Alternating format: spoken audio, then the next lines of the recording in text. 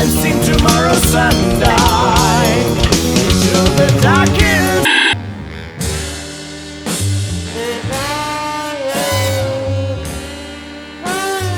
Hello, everyone, and welcome to the third episode of Can This Even Be Called a Music Club?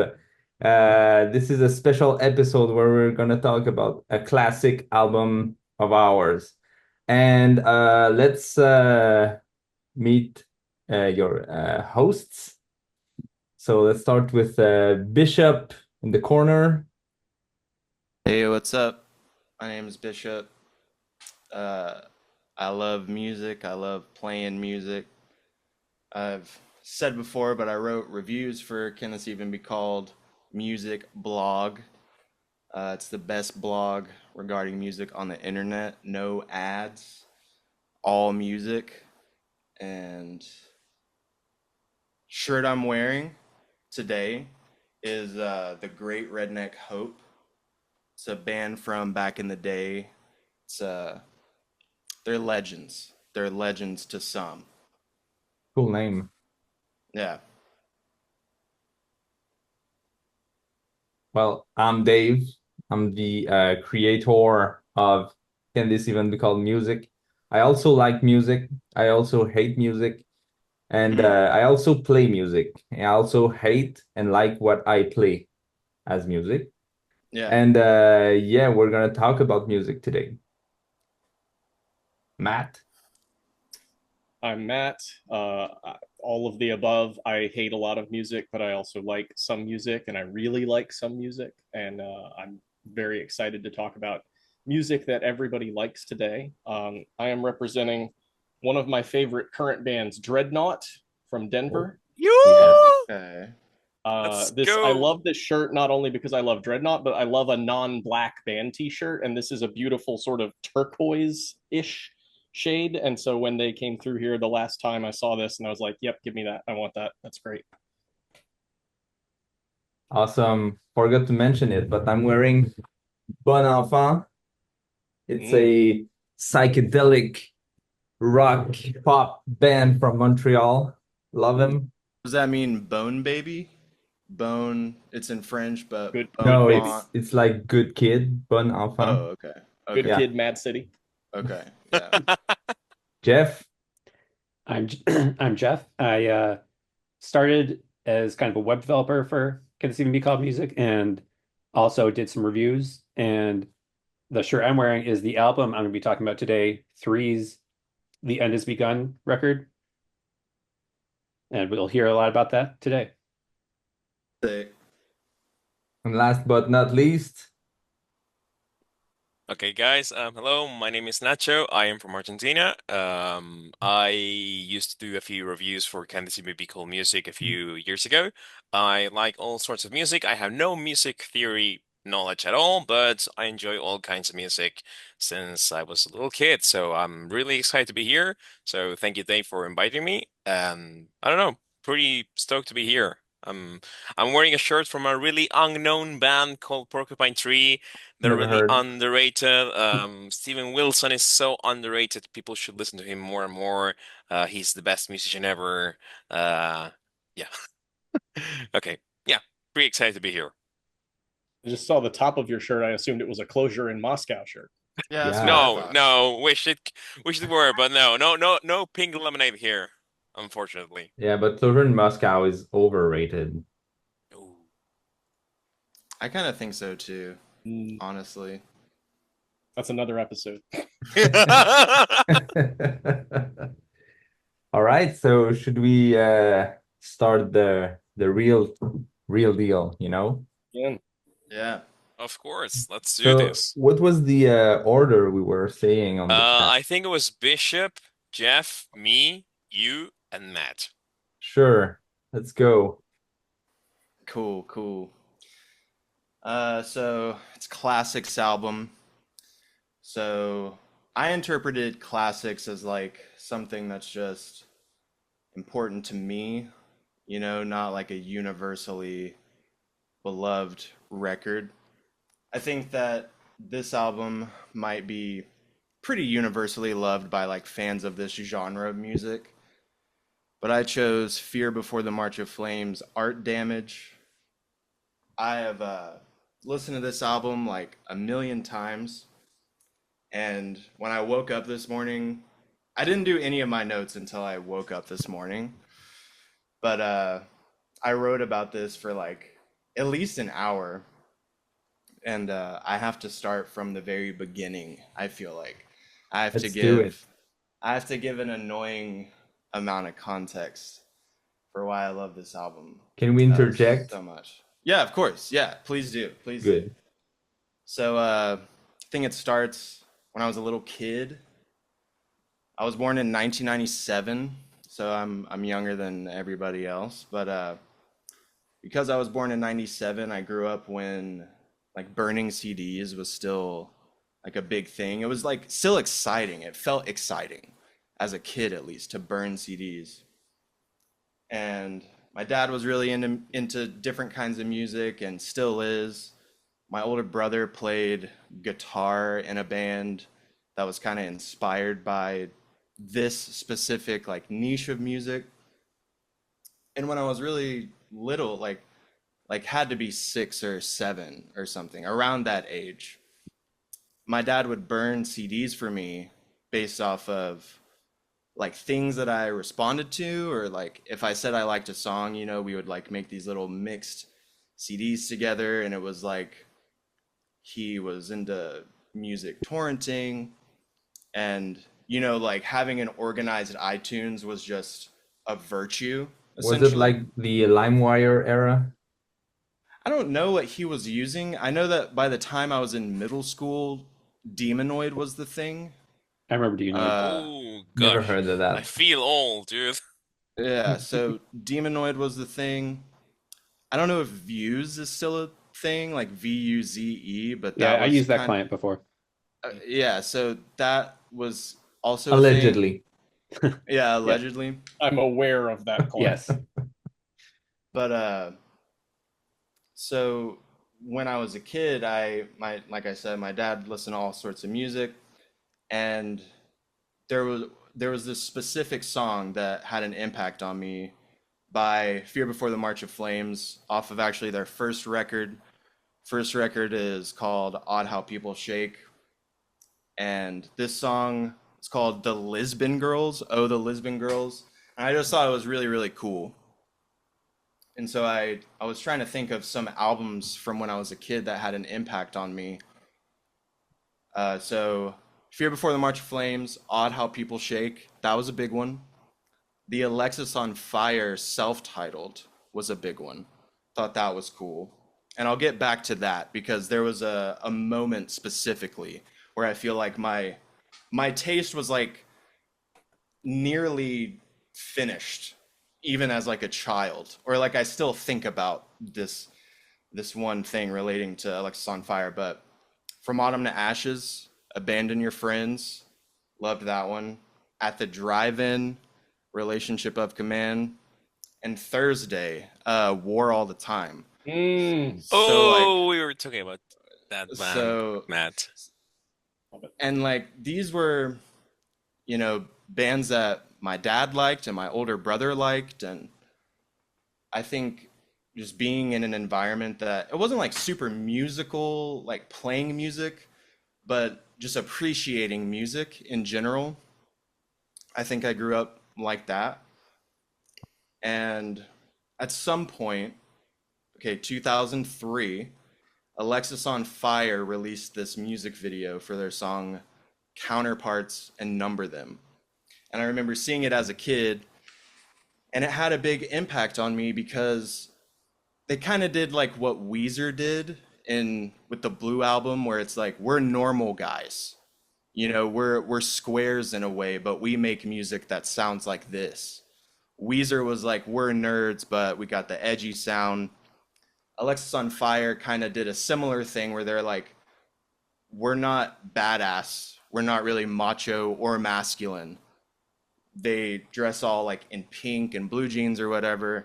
It's a super wholesome music video, but the music's pretty crazy. And I remember really liking that as a kid, to feel like, for one, you could make heavy music that did not include the parts of other metal music that like moms would not approve of in a way. Because that's sort of a thing, at least it was for me as a kid, is you want to have cool music, but you also don't want to get in trouble from mom, sort of. And so I thought that was really cool. It's like these are just normal guys, but they make music that I think is really cool. So it made music feel sort of more attainable to me. It didn't feel like music was this thing that only other people who are not me could like approach or even do if I wanted to do.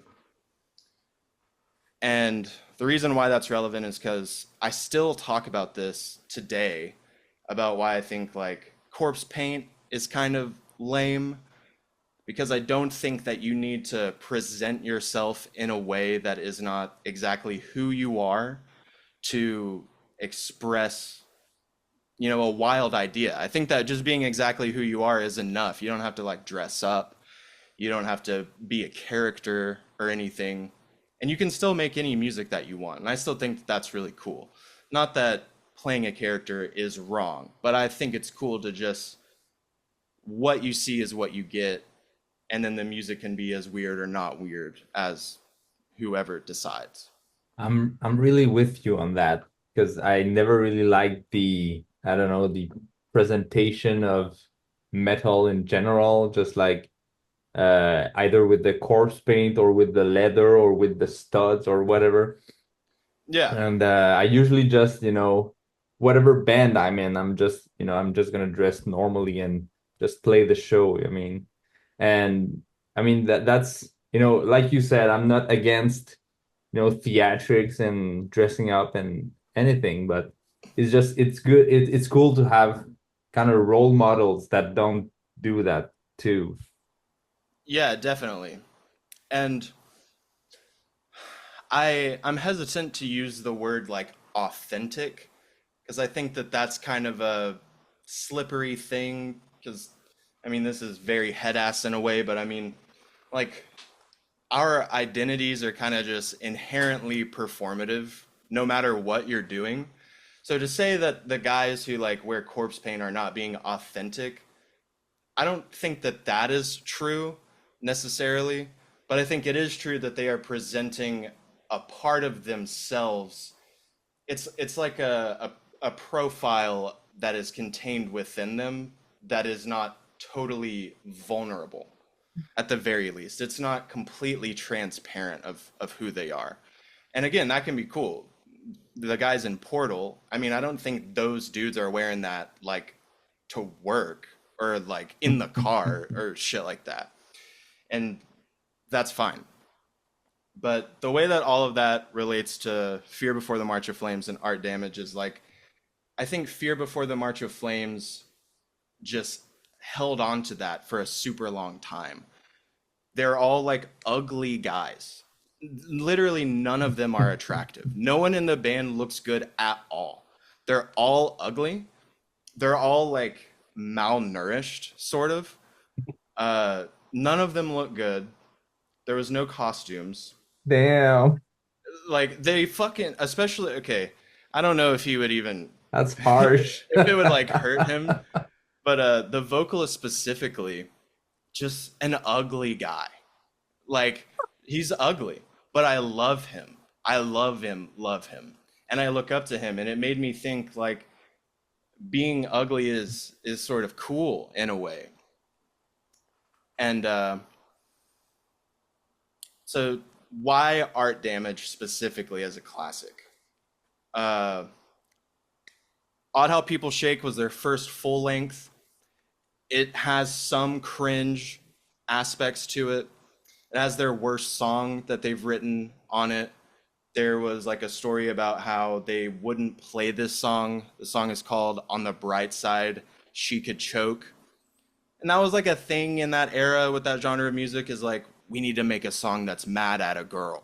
That was like a whole thing. And it just transcended through like all heavy music, is like, we need to be mad at girls right now. Last Joe in a nutshell. What'd you say? Last Joe in a nutshell. Glassjaw, yeah. Yeah. I haven't listened to I refuse to listen to them enough to know how true that is. But It's pretty rough. I checked them out last year It's for the really first time, and I bad. was like, "Oh, It's this is not good." freaking bad. I mean, the uh second album from them, it's okay, but the first one, jeez, avoid it. the Fall of Troy is like an example of that, where like lyrics are like just mad at a girl. You can be mad at a girl, but there is a way to present your feelings in a way that doesn't make it seem like you are actually the bad guy, not the person that you are like mad at or whatever. But I thought weren't going to talk about Coheed and Cambria. again, I don't know them. I can't. I've listened to the one that has Welcome Home on it, I think. Oh yeah, Good, And just good God, Apollo. Volume um 1, From Fear Through the Eyes of Madness. Yep, that's the but album name. first album kind of cringy. It asserts itself. They were very young. This their so third album, if we were to skip over, third album is extremely sad. Fear Before's third record, The Always Open Mouth, is extremely fucking sad and just like hopeless. Pretty much nearly joyless. It has their saddest song, and the song is called The Waiting Makes Me Curious. That song is fucking heartbreaking still, even if you don't really like metal music. Fucking heartbreaking. Their final record was called Fear Before. It's a self-titled. It's not as heavy as all their other stuff, but that one is more hopeful. A lot of people disliked it. I actually really like it because I think that the lyrics are pretty good and the music is cool, and it makes me happy that their discography ended on a hopeful note for sure. But Art Damage is this specific, special sweet spot where it's, for one, it's their heaviest album, in my opinion. It's their most like grind oriented. They're way more confident than they were on Odd How People Shake. Way more confident. It doesn't feel the need to impress or anything. But lyrically, even though it's not the most intelligent shit ever, not at all, there's still this sense that even while the music is way more confident, they don't feel extremely optimistic about just the process of making music, or even what it means to be a band, like a band that people want to go see or anything like that. It feels really realistic that like, yeah, we are making music, we're more confident, like we've caught our stride, but it's sort of a party. It's a party that will end, and they know that it will end. And even the party itself, I see that record as almost this, you're at a party and you have this moment of clarity where it's like, the sun is going to come back up. It's not going to be Saturday night forever. Tomorrow will come. And I wrote so much about this. Let me see if I can find. Okay, yeah. So it becomes clear that Fear Before, more so than a lot of their peers, were completely aware that their blossoming was nothing more than like a high. And that after the high of this musical actualization, after that high has worn off, there are frigid withdrawals. Because what happens after you say like, oh, we did it? What do you really feel after that? And it makes sense for a band that, again, presents themselves only as themselves, presents themselves and includes in their music like all of their vulnerabilities, for better or for worse at times. It makes sense that a band would go from, we need to assert ourselves, to, okay, we don't feel the need anymore, and there's some amount of jadedness, to their third album that's just completely depressed, to their fourth album, which is like, now we're even older and we realize that jadedness is not the answer. It's not actually the more intelligent or more mature response. to what comes with like, oh, we spent all this time working on this thing, and so what? They end on, you know, like, it's okay. You do things because you like them. And Are I you getting wrote all of that from analyzing the lyrics? not all of that from analyzing the lyrics, all of that from the context of all of their records as a whole. But the jadedness, like the awareness of some of that is, yeah, some of that is from the lyrics on their record. Um, but mostly my take on this, on why this is a classic, is in the context of their full discography, how it started and where it ended, I think. And also in relation to other bands and other albums that were coming out around this time. Like, when was Calculating Infinity? Was that 01 Damn. or I think 99? 99. I think 99. Hold on a 99? second. Let me see. Yeah, I think it's 99. 99. Yep, confirmed. So, I mean, of course, that changed everything for like everybody. Yep. Jane Doe changed everything for everybody again, sort of, but in a slightly different way. I think that was 03. Pretty sure. 01, Maybe I that. think. Okay, that 01. was 01. So there was a shit ton of bands around this time that were kind of making a similar statement of like young people making metal music that is not necessarily Cannibal Corpse heavy, not Mortuary heavy, shit like that. It had the teenage angst thing. And there was a lot of aspiration. There was just like a boom of bands like that, all wanting to do something like Dillinger or something like Converge, I think. Is it metal though? Is Fear Before metal? Yeah, and all these bands, you know, I always have this thing, you know, with the website Metal Archives.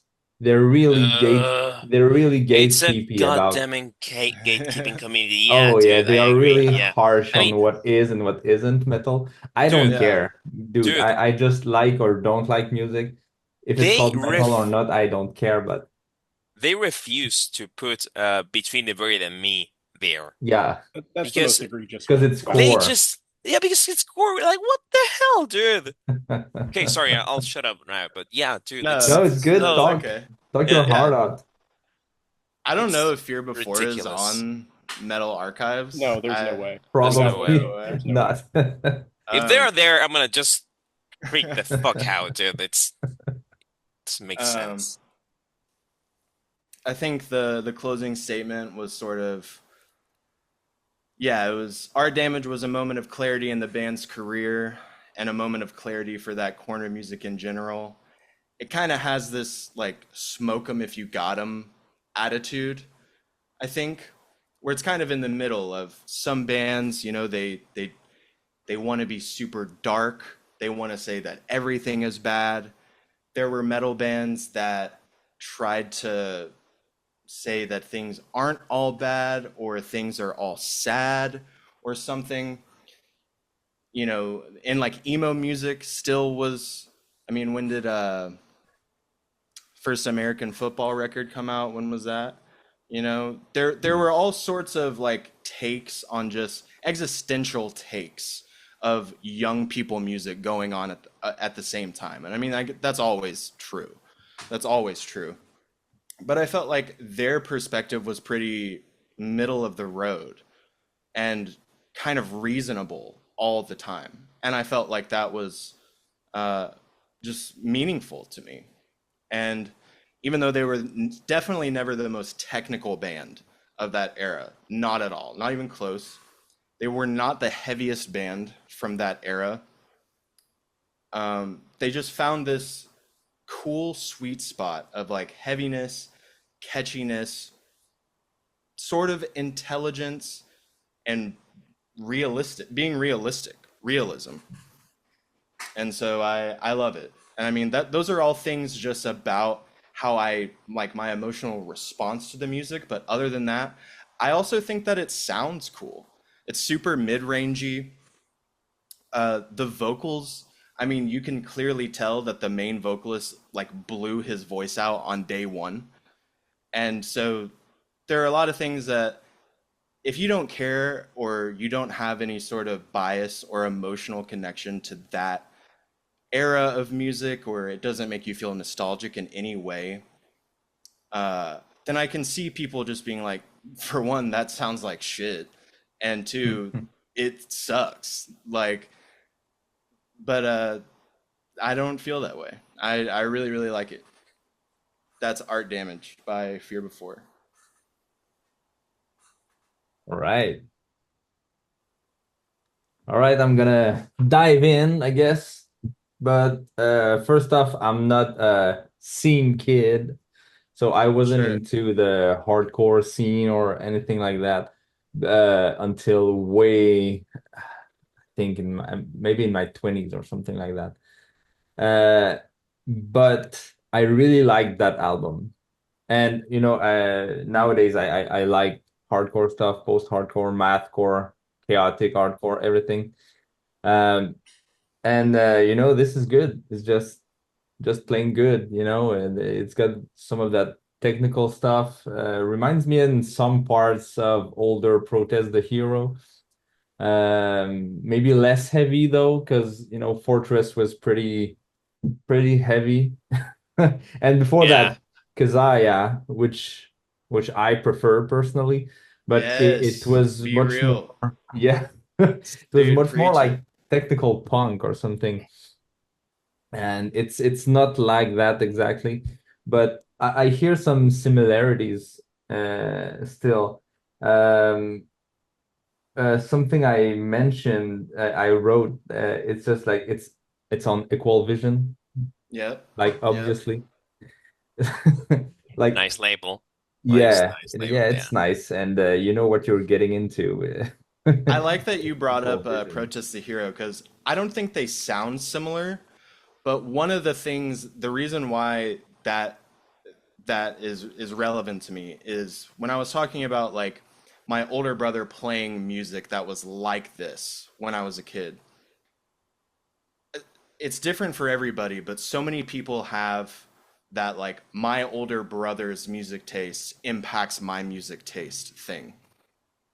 And my older brother specifically, he and we talk about music in depth sometimes. But he loves the year 2005 for music. And Kazaya came out in 2005. A shit ton of albums that I like came out in 2005.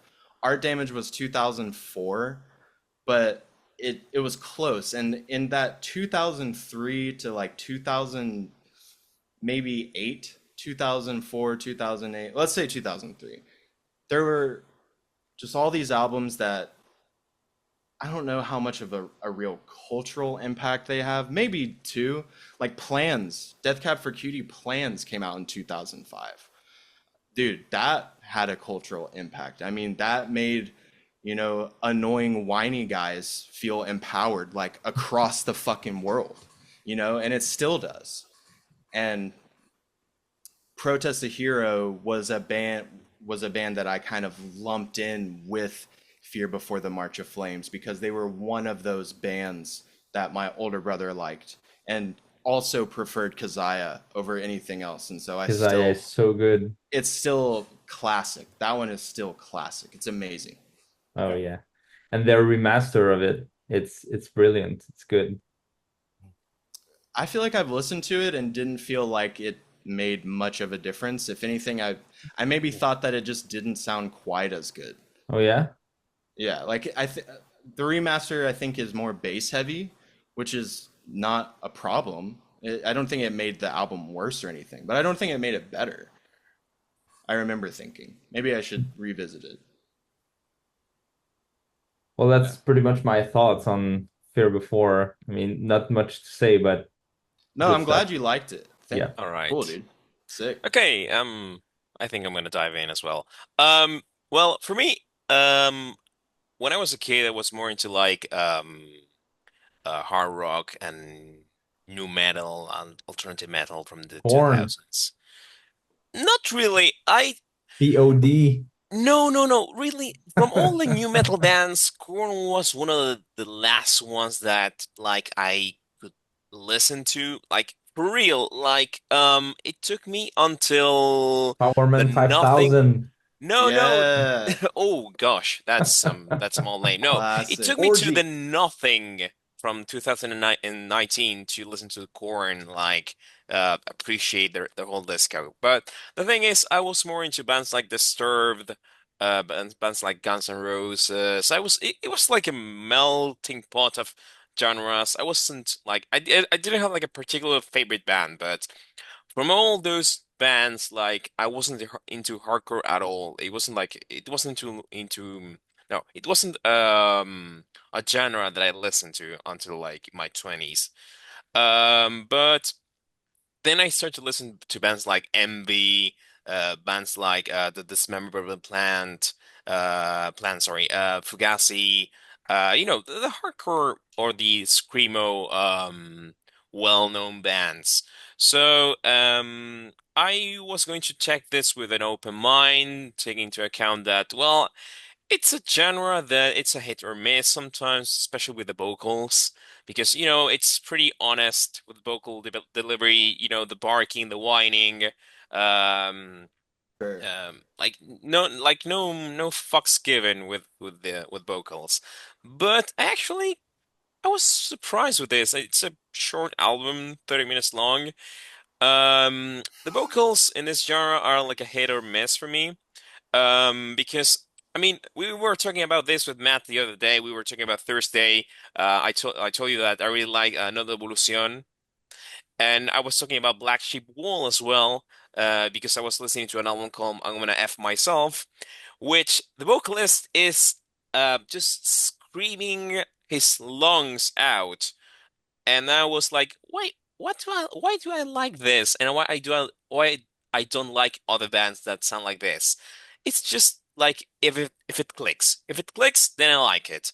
And the good thing about this album is that it's the opener is really good. Like Yeah, Yeah. it's really good, and it goes like really aggressive, almost like bordering down the mathcore vibes, like early Converge. I'm not saying that it's like Jane they Doe.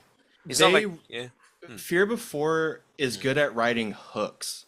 And I yeah. think that and like a hook can really be anything. It could be like a cool riff, it could be a cool little transition or even it doesn't matter what instrument it's on. It could be just a cool line. And they're kind of good at that. And yeah, it makes it easy to listen to in my opinion. Sorry to No, interrupt, it's but okay, dude. It's totally. okay. No, That I first one agree. has a good hook. You can't buy Exactly. love, you can't sell feelings. It doesn't even matter like just the thing because we talk about lyrics a lot. Hmm. How you get to the conclusion, the lyrical conclusion of a song, it doesn't so much matter to me how you get there, so long as you get there. And I think that they get there right there. The chorus, they're like, here's the tagline of the song. You can't buy love, you can't sell feelings. And that's the main part of the song. It's just presented in a like easy digestible way, for sure. Yeah, I Fast agree food with that. music. Hmm? Fast High food school. music. Yeah, I mean it's like high school music, yeah. But Yeah, I really appreciate the instrumentality behind this album. Like the bass is ridiculously hard. The riffs, I mean, if they go fast or they go low as hell, like it's like a breakdown. So yeah, it leans into the mathcore territory, not like in the Jane Doe like slash Calculating Infinity era, but it's pretty solid. And I should check out the Always Open Mouth. I know I think it's like more ambitious than this album. It goes into more like from what I've read, it goes into like more like into more influences. But I really like the honesty behind this album, and it has a good opener, and also it has a great closer, like God Awful Truth. That's Mm, something that I really appreciate about albums. If you open it up with a good song and mm, you close it up with a good song, then that's a good album for me. Another track that that I really like was Law of Averages. Like mm. when it gets heavy, like when it gets like really heavy and it goes into a breakdown or like a really fast riff, that's when the album really like traps me. You know, I'm not into the lyrics at all. It doesn't connect with me that way because, like, I don't know. It's like I feel like it's an era of music that I didn't became part of, but I can appreciate the honesty behind it. So yeah, I think that's all I can say about the album. I mean, when I previewed it, I was like, am I gonna like this? But it won me over. So pretty cool album. Pretty cool album. Something I would like to say that I meant to mention actually is that the dude who has the higher vocal and the guitarist of Fear Before, when did this album come out? So in 2010, there was a super group that was created of the guitarist of Fear Before. So the band was called Orbs. Did y'all ever listen to Orbs or I know the remember name. that? So Dan Briggs plays guitar in this, who is I know that guy. Between the Buried and Me. Between, yeah. Yeah, between. Ashley Ellilyn, who was the pianist of Cradle of Filth. Oh, dude. Damn. And so Clayton, okay, so Goose was Yes. the drummer. Another thing I forgot to mention is like the only guy who's gone on to continue to do music in like a popular way of this band was actually the drummer, who was the drummer of Every Time I Die and is now the drummer of Better Lovers. He's just been Oh, he's just been in good bands like forever. yeah. Um, but it's a prog album. That Orbs band put out a one prog album, and it's an out Past y'all. It's Past almost Life 70 Regression. minutes, Yeah, I so checked this album y'all would probably before. like it. Well, I have their Bandcamp right now. They have like an EP of 2 tracks, Okay, okay, but I never heard of them. Okay, Good call. I did. yeah, I did. The album is called Past Life Regression, and I remember the album art. So I checked out this band before, but I had no idea it had these members. And I had no yeah, idea that Dan from Between the Buried and Me was in this album. So it was yeah. really good. It's been some time since I checked it out, but what I can remember, what I remember of that album, like vague memories, it was good. But nice data there. Yeah. Does it have a good opener and a good closer for Nacho? I What? don't think I've listened to that since that album came out because Fear Before hasn't released anything since 2008 or 2010 or something like that. And that Asleep Next to Science is the name of the Orbs full length. And I think I probably listened to that in 2010, hoping it would be kind of like Fear Before, and it is not at all. I'm excited to hear what you have to say, Matt. Let's hear it. All right. This album took me back because I've been aware of it ever since it came out, but there was kind of a musical schism in my life between me and my friends, who are still my friends, but like the scene that I was involved with at that time was into a lot of punk and hardcore and kind of the screamo stuff that started coming out at that time. But I was Opeth pilled. I had already discovered Blackwater Park at that point, and Damn. I was off the deep end on Yay! progressive Damn. metal. And all of my other friends were like, "Not for us. No, we want breakdowns. We want energy. We want something else." We So want we crapcore. in 2003, the last time I was in a real band, like an actual multiple people together writing music, uh, it was a merger of my old rapcore band and Oh, another damn. group of kids' What old No. the rapcore fuck? band. We need to hear that. No. I think the recordings are lost, unfortunately. Oh, There, no. we had a Did you live rap? CD, Did you but rap? no. But there was this one song. that kind of lingered in our set list that was just basically 2 chords. It was the 1 to flat 5 power chord progression that you had to do in 2000, 2001, 2002. But then I started like doing songwriting for that band with my Opeth and Dark Tranquility influence, and like 2 of our songs were 10 minutes long, and one had like a 13/8 part, and these other guys were like, I don't know what you're doing. So we parted ways, and that's sort of when I became a solo artist, because I was like, you know what, I'll just do everything. Don't worry about it, guys. I'll just take care of it. So anyway, all that to say, I didn't listen to Fear Before the March of Flames in 2003, 2004, when this was happening.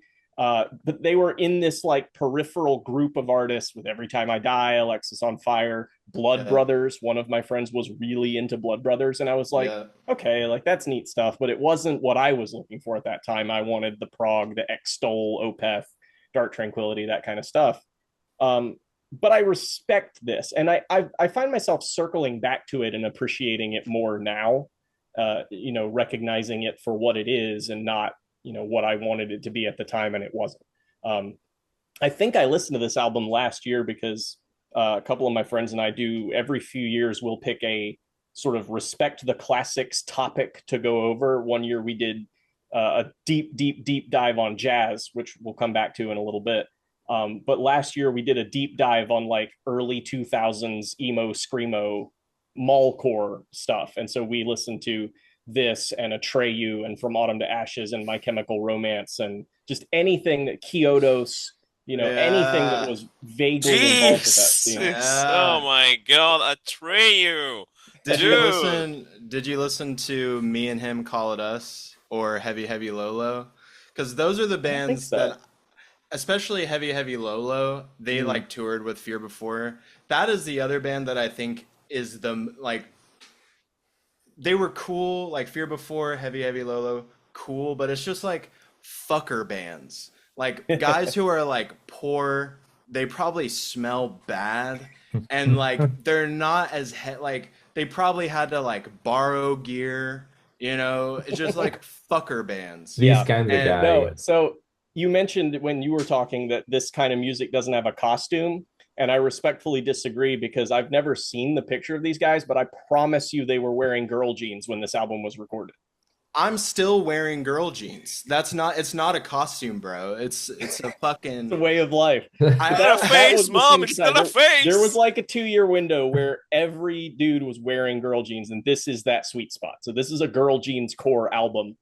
I love the energy of it. The melodic sensibilities. I found myself thinking that this is probably, we talked a little bit in one episode about sort of harmonic composition versus geometric. And by geometric, it means I'm going to play this because of where it is on the guitar neck, not because of any kind of music theory behind it. And I think a lot of these sort of energetic, punky, hardcore, screamo bands were doing riffs like that. Like, I don't know if this guitarist knows how to play guitar, but he knows how to make interesting sound come out of a guitar.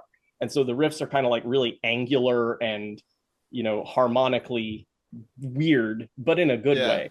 I liked the sort of dual vocals that were happening. There was a lot of that stuff at the time, screaming and singing going on at the same time, and not the same words, not the same lyrics, just sort of contrasting with each other. This was the era of, full sentence song titles that made no sense and that didn't have anything necessarily to do with the band or the music.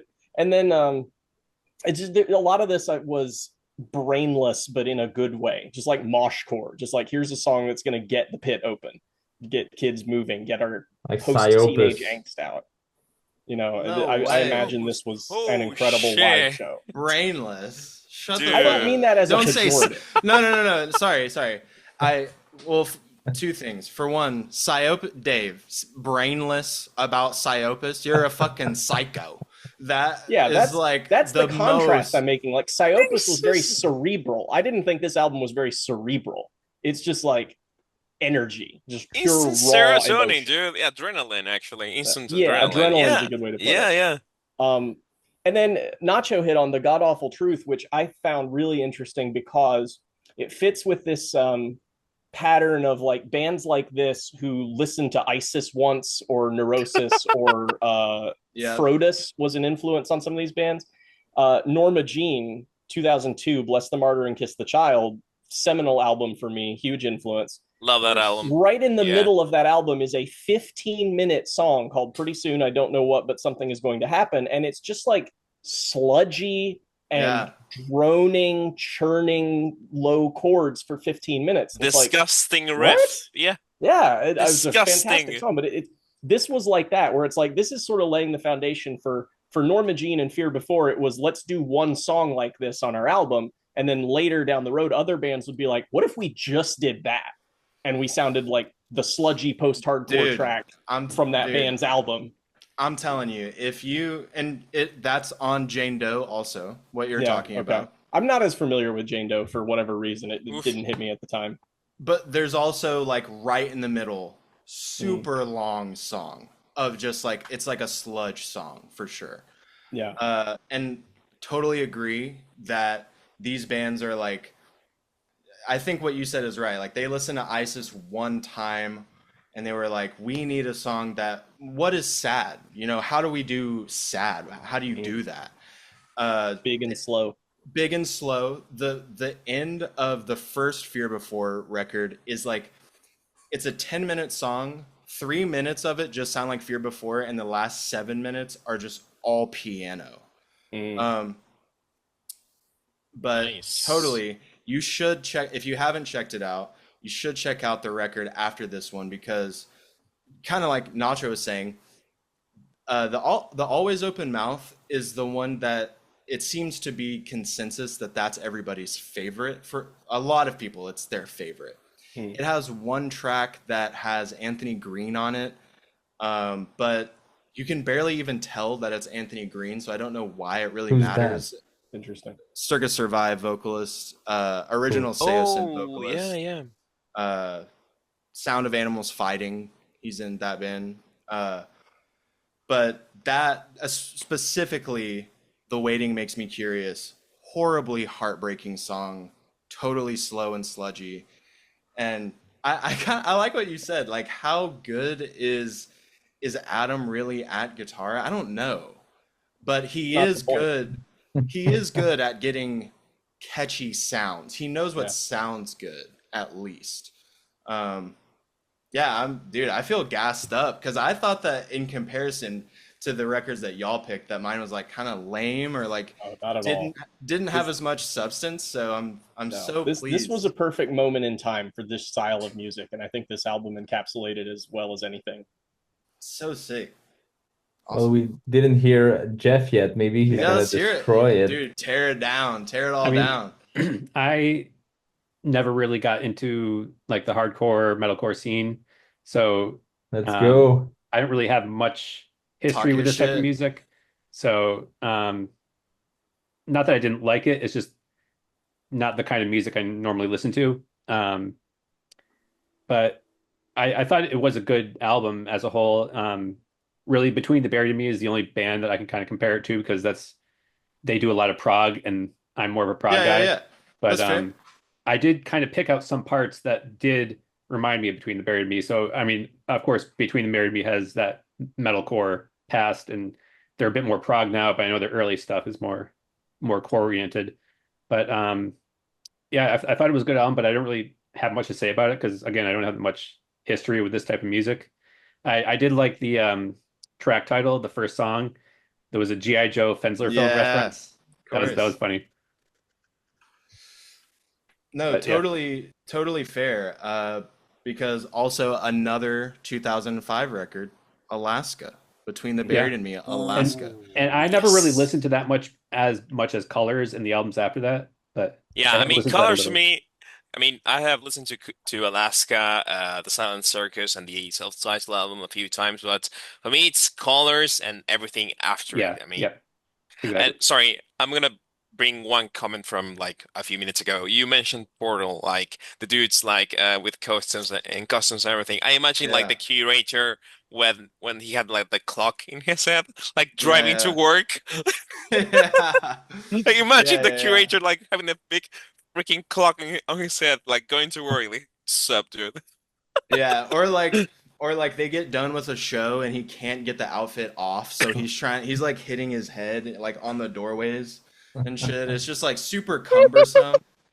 He's like, fuck Slapstick. this. Slapstick portal.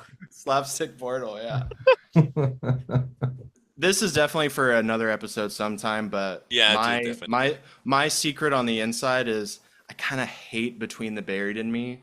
I've only recently been because so many of my friends, like I know that at least y'all appreciate Between the Buried and Me. Maybe Nacho, Oh, I Matt, hate Dave. the Silent Circus though.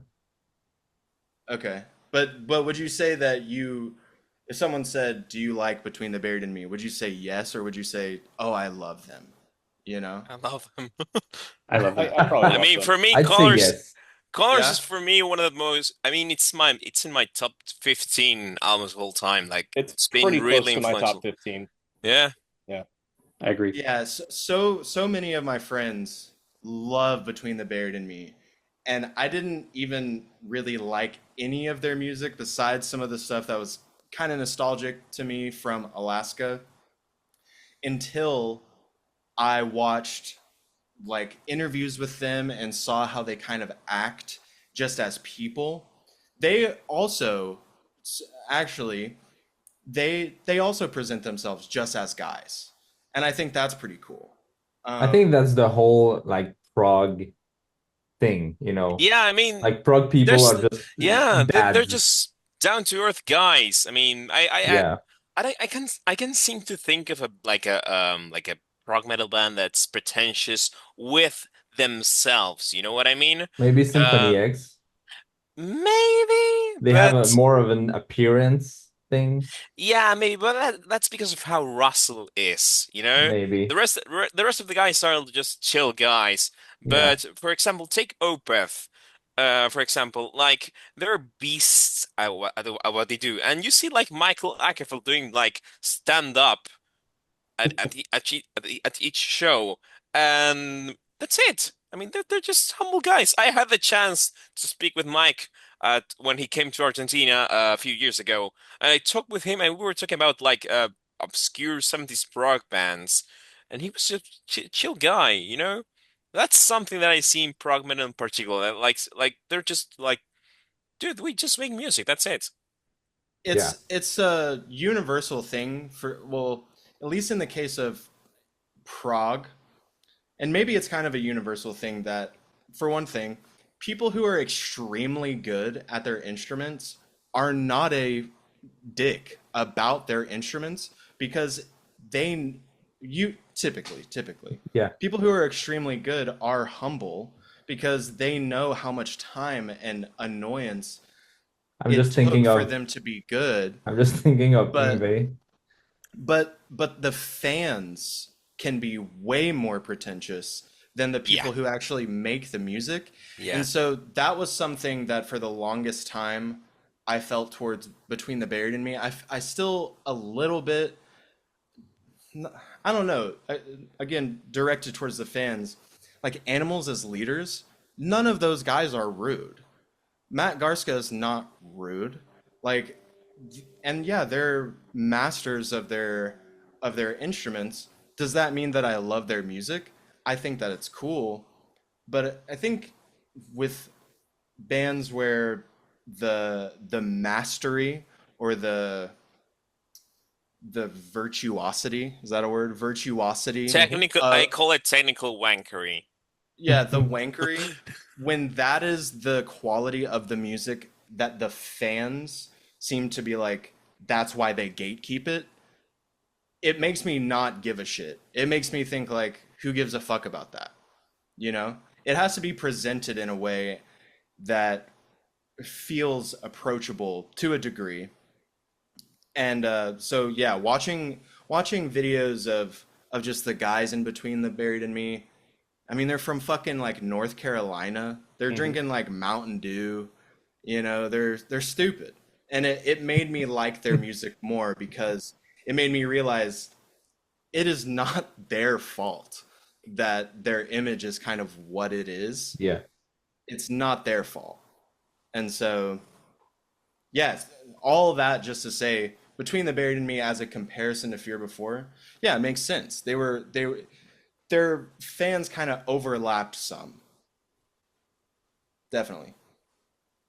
especially early on. But early Between the Buried and Me was kind of in that scene group of bands, and then they evolved out of it with Alaska and then on into Colors and kind of became progressive metal.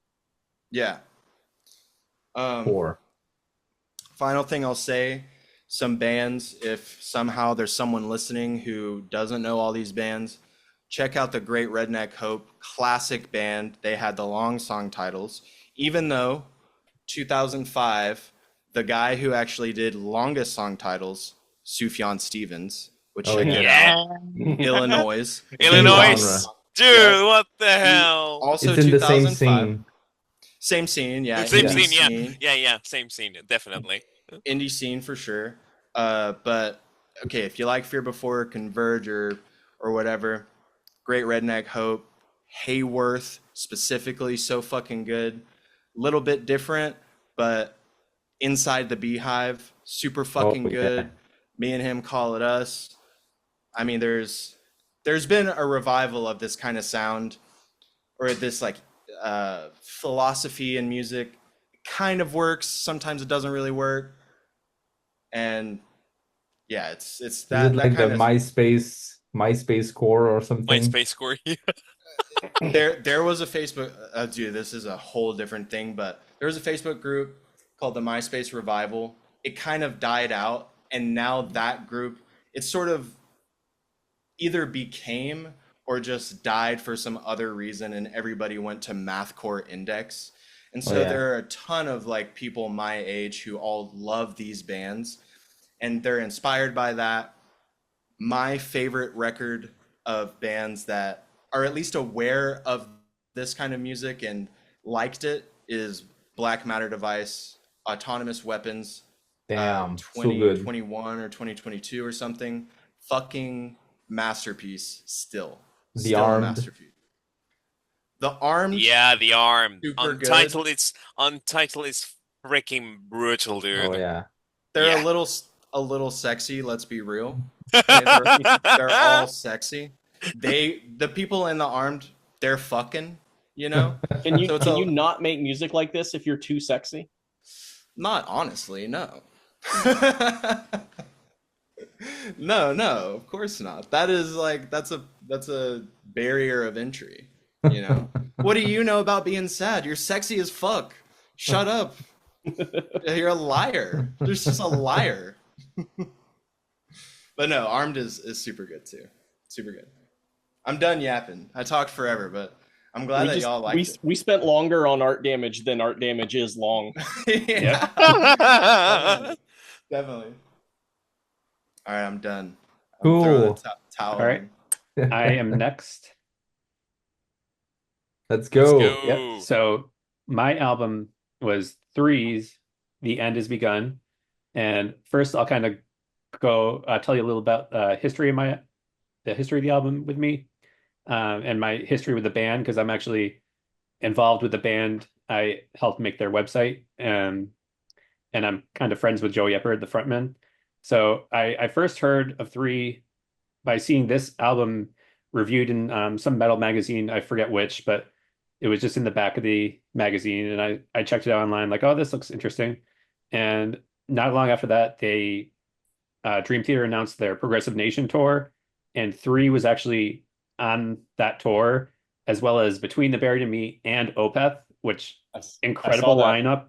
And so three was the opening band, so they had like the shortest set, but I could tell from their like such short performance that they were pretty unique and pretty special. And then later that year, I saw that Three was playing an actual headlining show in their hometown. They're from Woodstock, New York, and I'm in Massachusetts. At the time, I was in college in central Massachusetts, where I live now, but I'm from Western Mass. And so Woodstock, New York is about an hour and a half from there. So I figured I'd go there with my girlfriend and a friend, and we'd kind of check it out. And one thing we noticed being in line for that show was that like everyone there was like diehard fans of Three. And like there were people with like custom t-shirts, people driving from much farther than us. I didn't know there were such thing as a diehard fan of Three. Yeah, and that was early on. That was like 2008, I think. Yeah, that was 2008 when I saw them in Woodstock, and So it was uh, 3 was headlining, and Joey Eppard, the frontman, his brother is Josh Eppard, and he is the drummer of Coheed and Cambria. So he was in the Was, opening band. right? He was in the opening band called Terrible Things, which he was out of Coheed at that time. He's back in Coheed now, but at that time he was in this short-lived band, Terrible Things, and so the concert was awesome. It was my first time like fully seeing a 3 concert where they were like the focus, and Joey Eppard's fingerstyle guitar is like incredibly impressive. His voice is amazing. Seeing that in person was just awesome. And then um, after the show was over, Joey was like so humble, just kind of outside the venue, just greeting everyone, talking with fans, just like hanging out. And my girlfriend overheard him talking to someone that like they were having problems with their website. They needed some help with their website, and that's what I was going to college for, and like what I do as a career now.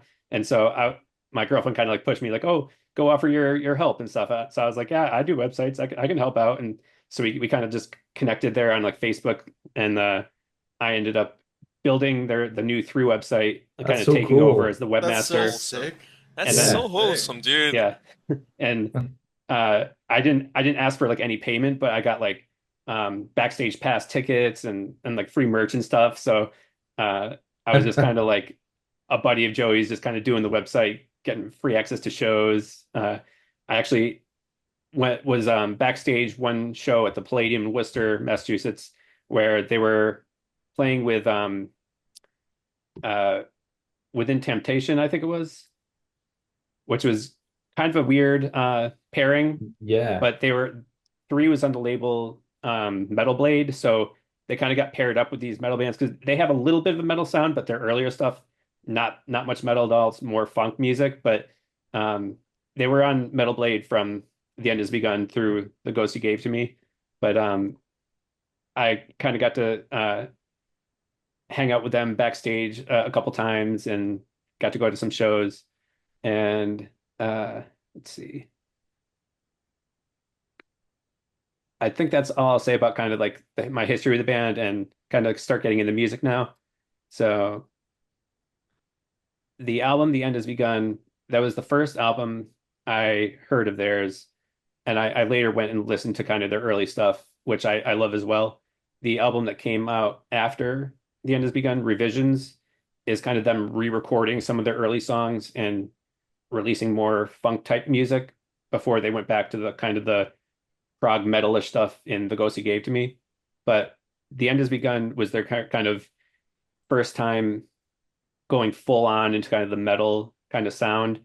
Wake Pig was sort of like halfway there, the before The End Has Begun, but The End Has Begun was kind of them just going full on into it. And one thing I'll say about the style of the music, so it's just lots of great riffs, lots of poetic lyrics, and impressive playing. Like Joey's fingerstyle guitar technique is like a clean guitar sound, and then Billy Riker, the other guitarist, is kind of the heavy guitar sound. But the Joey's kind of style kind of takes front stage, so you notice that in the mix that it's not really mixed for the heavy guitar; it's mixed more for Joey's fingerstyle guitar. And in an interview somewhere, he mentioned that the reason he adopted that style was he was just as a kid in math class, just kind of on the desk tapping his fingers like this, and he just took that style to the guitar, like without even playing the guitar. He was just kind of doing that style with his hands, and he just never picked up a guitar pick. He just did that percussive fingerstyle guitar just all on his own. Wasn't taught by anyone, just kind of That's self-taught. cool. Developed the Nice. technique on his own. And if you see some of his kind of solo songs, like there's the song Bram Futura and Lexicon of Extremism, he kind of really showcases that percussive style, and he's just like going nuts with like the finger style. Yeah. It's really cool to see. And then Back to the End Has Begun. The the album starts off just kind of like right into that percussive finger style, and it's just really solid start, leads seamlessly into the end has begun, the title track. And then like I feel like every song on that album is like a hit. And like there's like so many hooks and such like strong writing in the album that I can just put on any song on that album and just be like kind of immersed into it. And there's a couple of songs in the album that were Joey Eppert's solo songs before they were on that album. So Been to the Future is the title of Joey's solo album that he released years before this one, but they re-recorded it with a full band for this album. And then Shadow Play is another song where he actually released just his vocals and guitar as kind of like a solo song on MySpace. And it's the same recording as that's on the album, but without the drums and the other guitar and everything. So the album version just has more layers added to it. And the closing track, The Last Day, is kind of different vibe from the album, but it's kind of like the perfect ending, I feel like. It just has this kind of like melancholy feeling, and like the lyrics are like this is the last day of the world. It's kind of like this somber ending to the album. And this album is a classic to me. Um, and I'm not just biased because my friendship with Joey is just like I loved the album before I met Joey, and then meeting him, he's such a humble person, and like getting to know him is just like I just really like fell in love You're with the totally music even biased. more. You're totally What's biased. You're totally Get out biased. of Okay, here. I'm No, biased, no, but no, no, no. I You're loved totally the album biased. before I became biased. Is what I'm saying. Being biased is awesome. Yeah. People should just admit, yeah, this guy was nice to me, so I'm like, fuck yeah, I'm gonna Yeah. like your music more if you were rude. Yeah. Like, yeah, totally. It's supernatural to be biased, you know? Yeah. Oh, and Supernatural It's supernatural. ghost. Yep. I skipped over the part where I mentioned this in the last episode that Joey Eppert actually played at my wedding. So Whoa. Aw, Damn. so that's really my cool. wife and I like we were both fans of Three, and like we both met Joey at that I'm headlining just gonna show. say Pixar didn't happen. What's that? Oh, I'll share pictures when I edit this video. Awesome. Oh, okay. Pixar didn't have Yeah. it. This Okay. this is a joke that nobody will really get on the same level that I do, but there's an old Christian poem called "Marriage Takes Three," and it's Oh, about how Oh. God has to be part of your marriage. But as it turns out, Marriage Takes Three, the band, Oh, yeah. the Jetsons. Yeah. So Joey we actually cracked the played kind of code. he played like kind of acoustic guitar during like the reception. So like the walking down the aisle and everything, he was just kind of in the background on acoustic guitar. And then for the no no for the ceremony, it's like he was playing. And then for the reception, it was him, the drummer of Three, Gartdrum, Chris Gartman, and his father was actually playing bass. So it was Joey Eppert and Joey Eppert's father and Gartrum playing as kind of a trio, and they played a selection of Jeez. Joey Eppert's solo songs, Three songs, and some other covers that we kind of like made like a request playlist of, Wow. and it was just awesome. That's so sweet. Oh, Crazy. yeah, dude, Yeah. that's amazing. I'm That's not awesome. biased. They played at your wedding. Okay, I'm biased now, but I'm saying this album was a classic before I even met Joey. I liked Yeah, this yeah, album yeah. before I met Joey. Gotcha. Okay, I think I'm gonna dive in. Yeah. Okay, so I was really surprised about this album because I had checked the Ghost you gave it to me. Sorry, the Ghost you gave to me a couple of years ago. I Yeah. found it in a metal site, and I really liked it. It was like Yeah. a catchy prog metal album, but it didn't have the acoustic metal vibe that this album has. Yeah. You know the Finger what you style. mentioned, the finger style, yeah. Yeah. That's something that I would really like to see on the other albums that Three released. Like I would have loved to see this on the Ghost You Gave to Me. Like Yeah. it's not as present on this on that album as this. So it really reminded me of stuff like Fish Leg.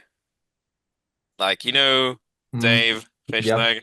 It's been a while. It's been a while, dude. It reminded me so much of Fish Leg.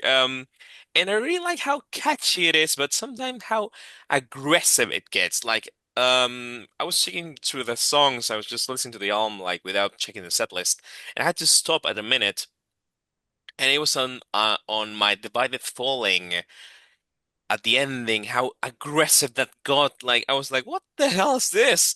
And it took me by surprise. Then another song that really did that to me was These Iron Bones. Like it starts off like really aggressive. So I really like how catchy it is, but sometimes how like it doubles down on the heaviness.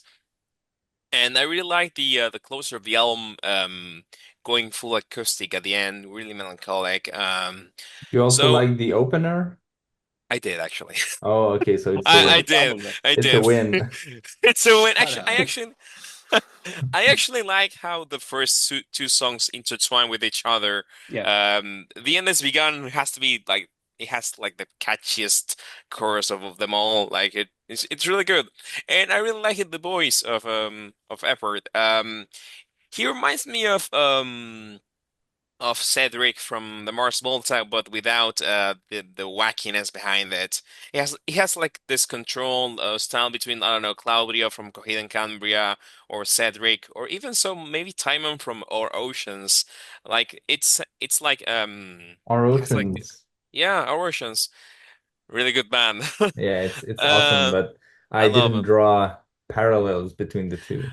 No, but the thing is, I mean, I don't know if they're like connected, but you know that particular high pitched vocal style that people either love or hate.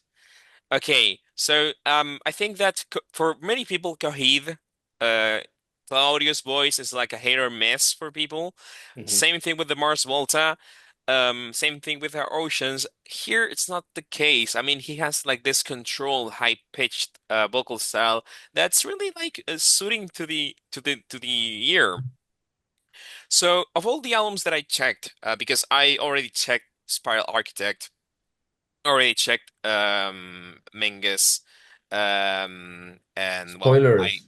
sorry, Spoilers, bro. sorry for the spoilers. You can edit this out. I already checked all the albums here. I didn't check three or Arch. Sorry, Fear. Sorry, Fear Before the Martian Flames. But of those two albums that I didn't check before, I actually really surprised. I got really surprised with three. So I'm bummed that this band has been um like inactive since like more than a decade. Yeah. But for what they are, I really like them. They remind me so much of really like neo-prog bands like Frost, those bands that grab the progressive rock sound of like a few years ago, and they make it accessible to people. So yeah, I was really surprised by it. I was actually going to check this album later on and listen to the other albums because for me it's like a really accessible album and I don't know, people of rock metal fans should check this band out. I mean, I think they're underrated and people like should check it out. I'm gonna go next, I guess. So I've got the album with me right Oh, here. nice. Actually, I Oh, have it too. nice. It's a relic. I mean, I think I bought that. I don't remember when, but it was probably around 2010, 2011, something like that. And it's the album where I listened to three for the first time. And I listened to it a lot back then. It has been a while since I listened to it before preparing for this podcast. But it's a good album. I listened to it a lot. There's probably a lot of scratch on the CD because it was in my car all the time. Nice. And the box is all cracked and oops, more cracked. And yeah, it's pretty good. But I always thought that it's presented as a prog a prog metal album, but is it though? Is it Mm. prog metal? Because there's a lot of like the prog metal tropes that are not present in that album. There's no like we always hear about long songs. That's not a definitive, but there's no long song. There's no like well, basically no strange or particular song structures. It's all pretty much verse, chorus, bridge, stuff like that. And it's very cool what he does, like bringing the whole finger picking style and clean guitar with metal, and with the clean vocals too, and it's very accessible. It's very catchy, like you said, and I feel like the album starts strong and the album ends strong, but in the middle, I feel like it's a bit wimpier, maybe something like that, a bit softer, a bit more pop or indie sounding, something like that. And it doesn't mean that it's bad, just that maybe the songs in the middle are less memorable.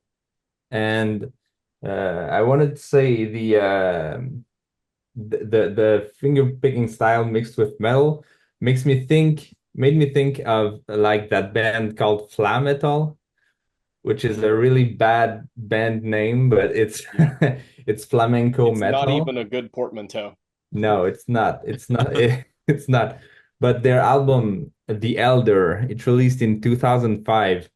It's really cool. It's really prog metal with flamenco guitar, and it's really good. It's just that the album has got an awful mix. It's like it hurts listening to it, but I think they have two bass players too, which maybe doesn't help.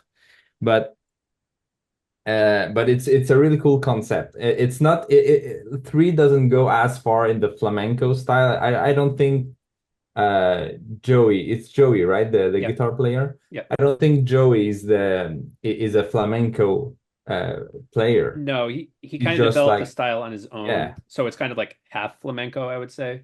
yeah. Maybe it's kind of like convergent evolution. It's just like he developed it on his own, Yeah, yeah, but it's the same uh, technique. yeah.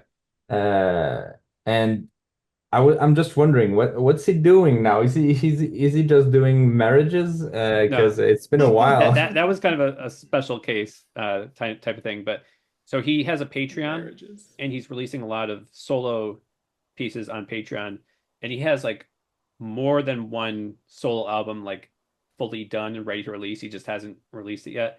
And he also has a bunch of 3 songs that he hasn't released. And he just kind of needs to get the band back together and kind of get the years rolling. He had a lot of personal things that got in the way, like the past decade. Um, the three website kind of goes into the detail of what that was. I posted like a update to the bio that he sent me, but most of that is like all resolved and his life is better now. He's just um, working on the Patreon stuff, and he does play a lot of local shows in Woodstock, New York. So he plays as like Joey Eppard, and the drummer Gartrum lives near there too. So they play together a lot. There's a bassist that he plays with often, and so he also plays in a couple like cover bands. He does like a Steely Dan project and like a Beatles project, playing in those bands. But most of his new stuff is on Patreon. For $3.33 a month, you can get access to all the songs he's released, Of course. and Of course. and you can check out all the stuff there. So some of it is like three stuff from the vault that was never released. Some This of it's new, video is sponsored by. yeah. Some of it's new Joey Eppard songs, and like the progression of like here's the demo, here's like a better mix of it, here's like the final version. Like he's kind of like posting things as he makes them there. Oh, cool. So yeah, that's pretty much what I had to say. It's a very good album that I think still holds up. It's a good prog metal, even if it's contentious to say that, but it's very good, and I like it. Good choice. Cool. Dave, I think I should piggyback off of you here because you brought up a lot of the points that I was going to say about this album, but clearly they didn't bother you as much as they did me. I don't want to say bother. I like this album. I don't love this album. And I think it's because it kind of falls into the middle of a few different things. They're on Metal Blade Records, but it's not really a metal album, especially not for me. When this came out, I was listening, as we discussed, to things like Opeth. By 2007, I was listening to Isis, Cult of Luna, more extreme stuff. And so this was not as heavy as that stuff. They get lumped in with Prog. They're on the Progressive Nation tour, as Jeff mentioned, which I saw in Atlanta. Amazing concert. They were great live. But then you look at the track list of this album, it's all 4 minutes, give or take a few seconds, all the way down up to the final track.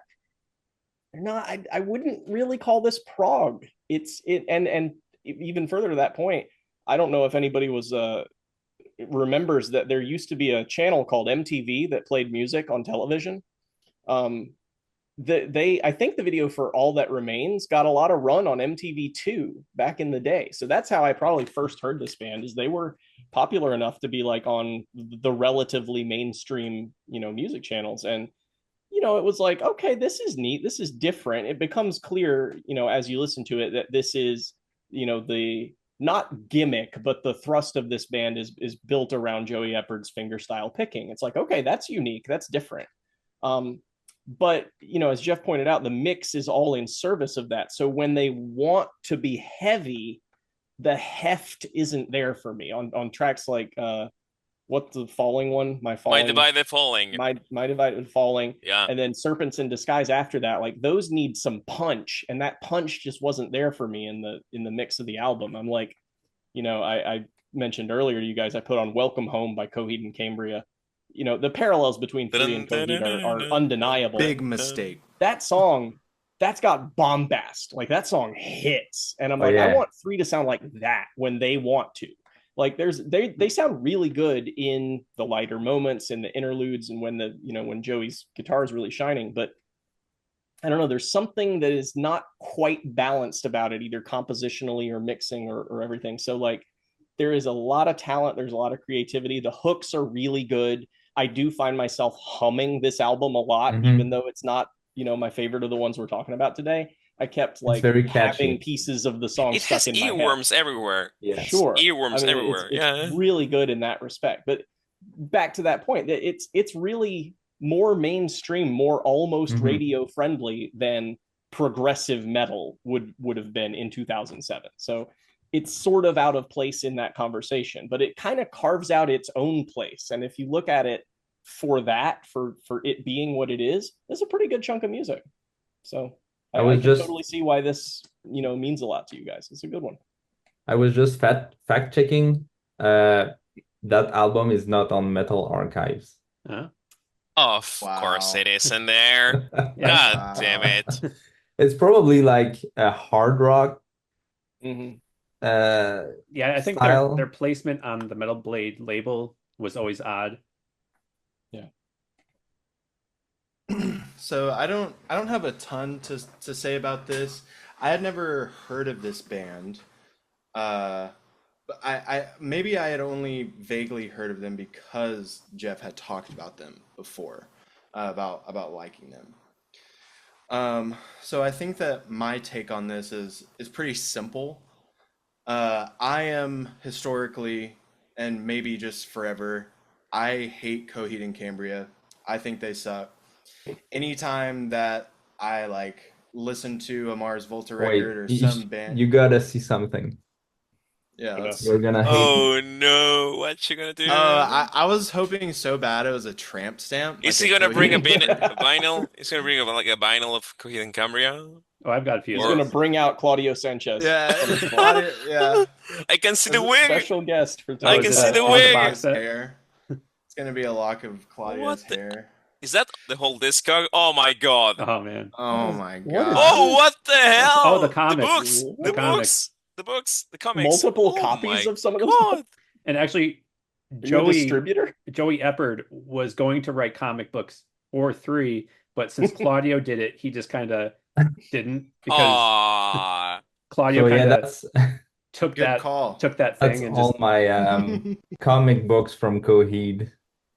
Wow. Sucks. Oh. I don't know anything. I don't know anything. I'll be okay. So I'll show my young age. I think the way that I first heard Coheed and Cambria was through that animated movie Nine, I because remember it's this, the trailer for Oh that movie. the my trailer gosh, has that Welcome Home in it. And you know what Nine is about? Okay, we talked about this in the chat. It's about a little fucking guy who is Little brave, guy and being he, brave. yeah, little guy being brave. Coheed and Cambria is just little guy being brave or something, and who gives a fuck? But anyway, you just destroyed Matt's ideas for his next album. Back little to the guy drawing being board. brave. There's our. Oh, I have to look this up just really quick. Uh, there's like all this dungeon synth. There's some dungeon synth, like hyper specific dungeon synth project called like the Littlest Mouse or something. Just they've already done it. You don't have to write a story about a guy being brave. We have the Littlest Mouse or whatever they're called.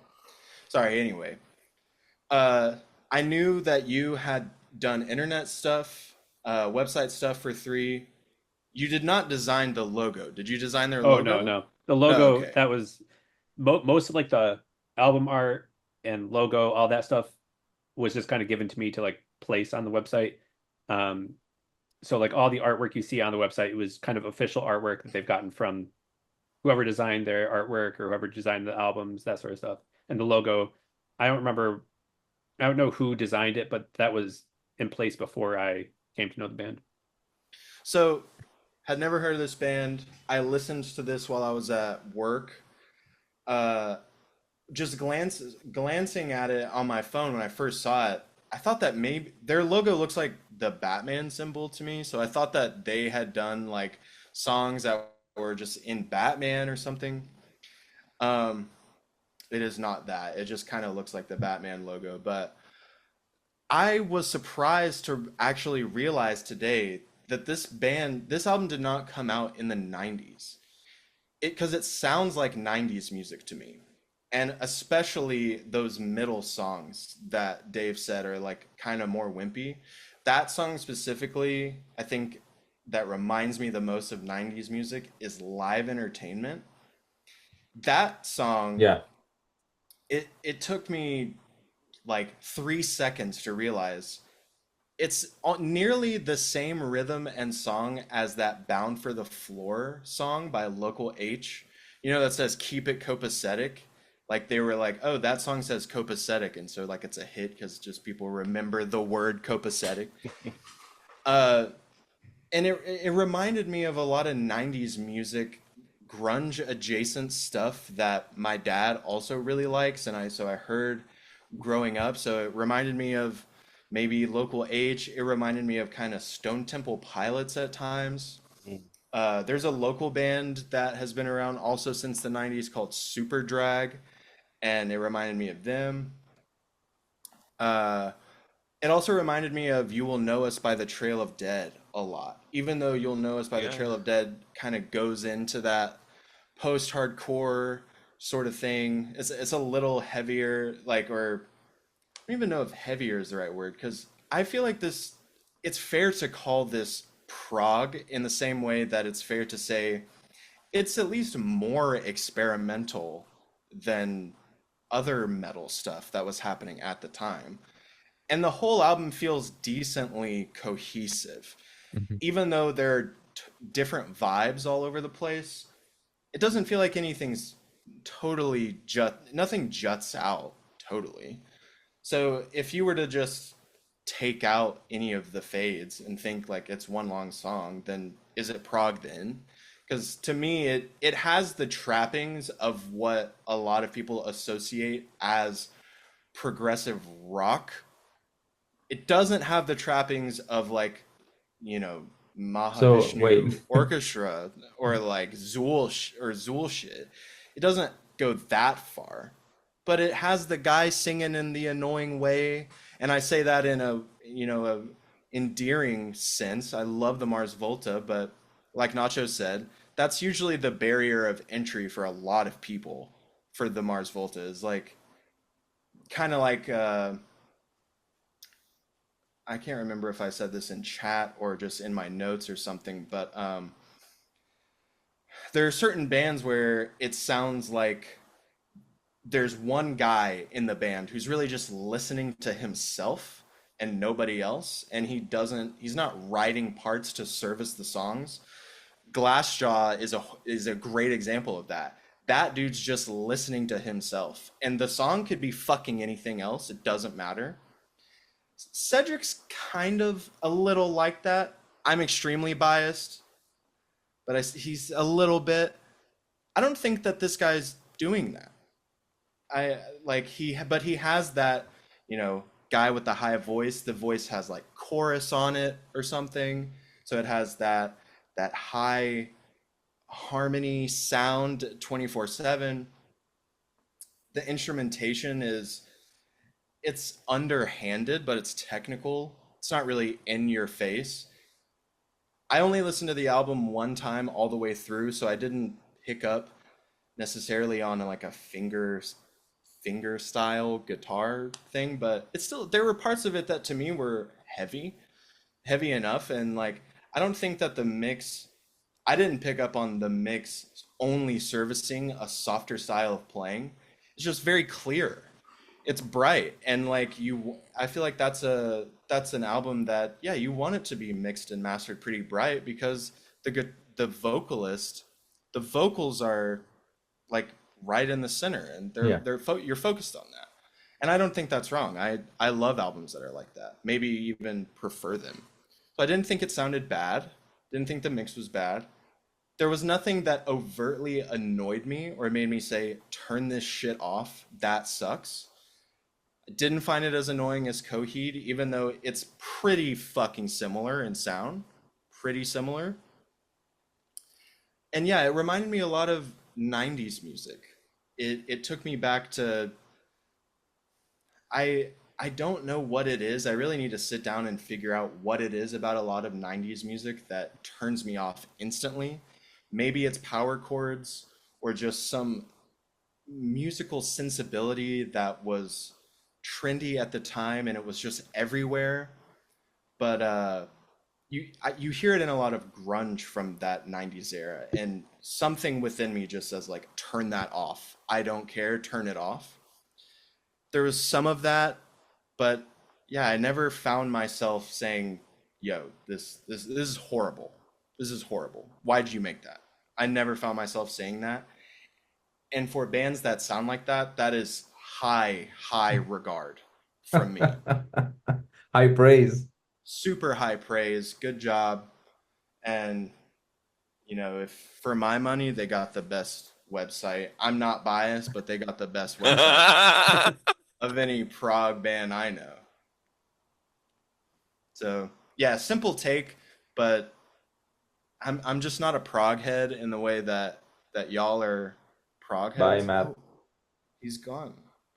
We'll wait for him to come back. Banished. I just want He got banished to the Shadow Realm. we banned Matt. But yeah, you were saying like just cut the transitions between the song and it's gonna become a prog album. I mean, by your logic, a DJ set is the most prog thing ever.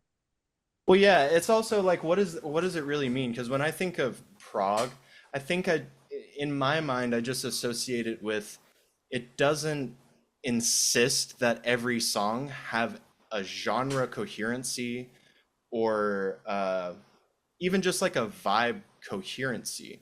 It doesn't need to, the whole package of the album, like the thing about it is that it contains all of those different things. That's what I think of with prog.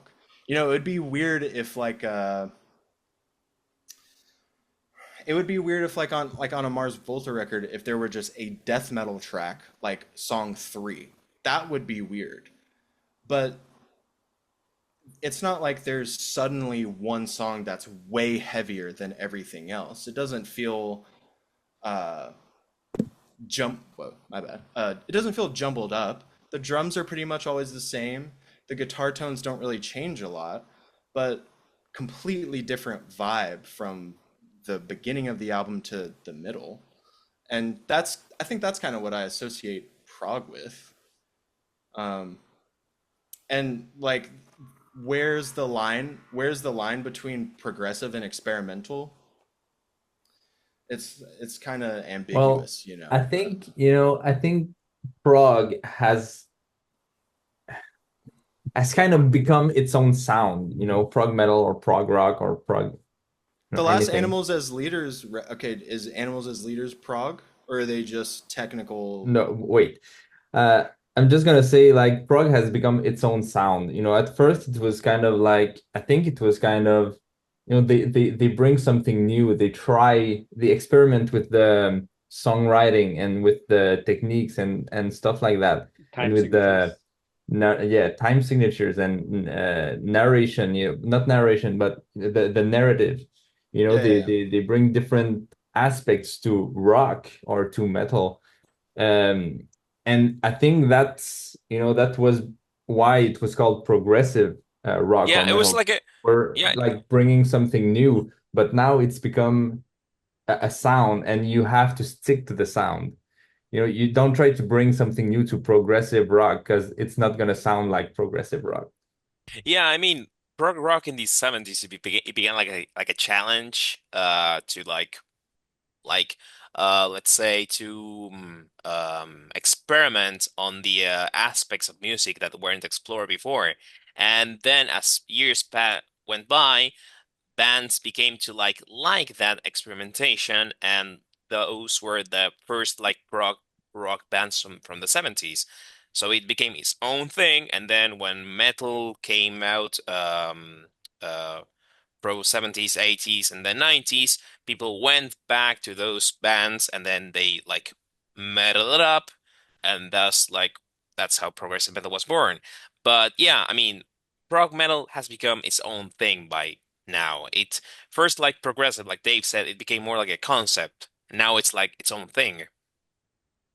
Yeah, I don't know. Maybe to my thought there is like total pedantry or just like No, no, that's okay, dude. being It's your opinion. well, like being pedantic, but like if the qualifying if the thing that qualifies a new rock album as prog rock is that for one, it kind of sounds like prog rock, but it is progressing rock forward by innovating something.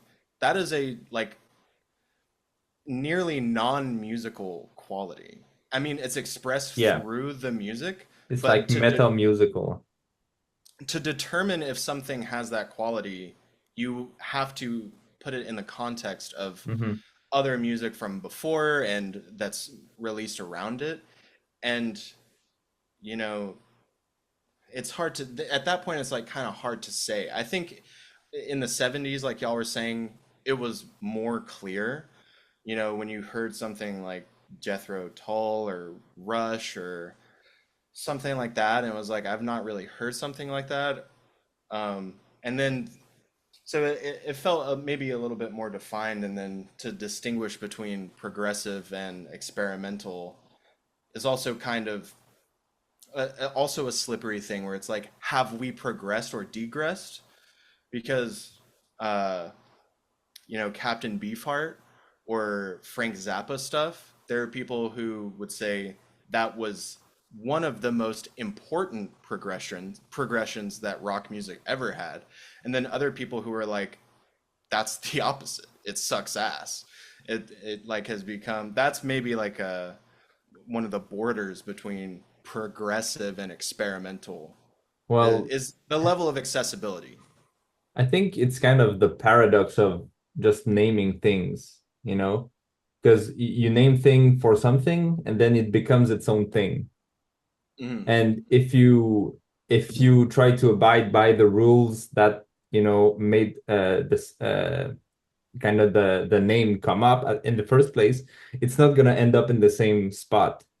Yeah, yeah. Like I'm thinking about unexpect. Oof. Okay, so unexpect, like in my opinion, it's just like it's progressing, maybe death metal or something like that, but it's called like avant-garde metal. So what's the difference now? Like avant-garde metal has got its own sound right now. And if you want to progress avant-garde metal, I don't know where you'll end up, but it's kind of a paradox of naming things. Hmm. For me, you guys hit on it. Progressive, especially in progressive metal, is now a sound descriptor. It's evoking a particular genre that was developed out of turning progressive rock from the 70s into metal. If something is boundary pushing, it's more likely to end up with the avant-garde tag than the Or progressive tag. experimental. And Exactly, yeah. if you tell me a band is a progressive metal band, I kind of have a picture of what I expect them to sound like. But if you tell me a band is an avant-garde metal band, I don't go in with a specific expectation. I know they're going to do something weird, probably something I've never heard before. I don't know what that thing is. And so that to me is kind of the difference in terms there. I had to agree with Unexpect that is like here. Unexpect is almost like progressing progressive death metal. Yeah. They took that sound and then did something else with it, Gosh, I Talk miss about that album on a Unexpect. future episode. Gosh, I miss Unexpect so much. God Yeah. damn it. God damn it. I don't think I've heard. I got him up on Spotify. I don't think I've ever listened to that. Oh, dude, you need to You check need out to check them out. Famous of the Sleepless Oh yeah. Empire. It's Or the the latest first album. one. Not the Yeah, first yeah. one, I mean Flesh Aquarium. In a flesh I think aquarium. that Yeah. the second one, yeah. Second one. Yeah, I think so. Yeah, their First one is first one is like, yeah, sort of doesn't count in my yeah. book. It doesn't exist. Fables for me is like their best album. Yeah, Oh It's yeah. like it's Well, completely crazy shit. I mean, at least they ended with a bang, right? Yeah. They didn't end like, with a whimper or something. They just like, all right, we're at the peak. Let's just let's cash out.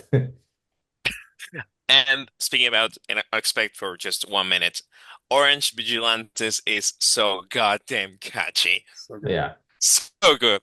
So good. Quantum Symphony too. Words. Yeah. That whole album. Let's not do that. Yeah, We're so all good. too excited about it. Yeah, it's For the next something. classics episode. Okay. We've been talking a very long time, and we've made it through 2 albums. Yeah.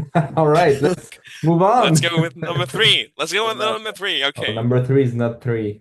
That's so sad. God did damn screw that it. up. You Scrap beat me it, to it. start over. We You did the beat me pod to wrong. it. Yeah. Erase everything, Jeff.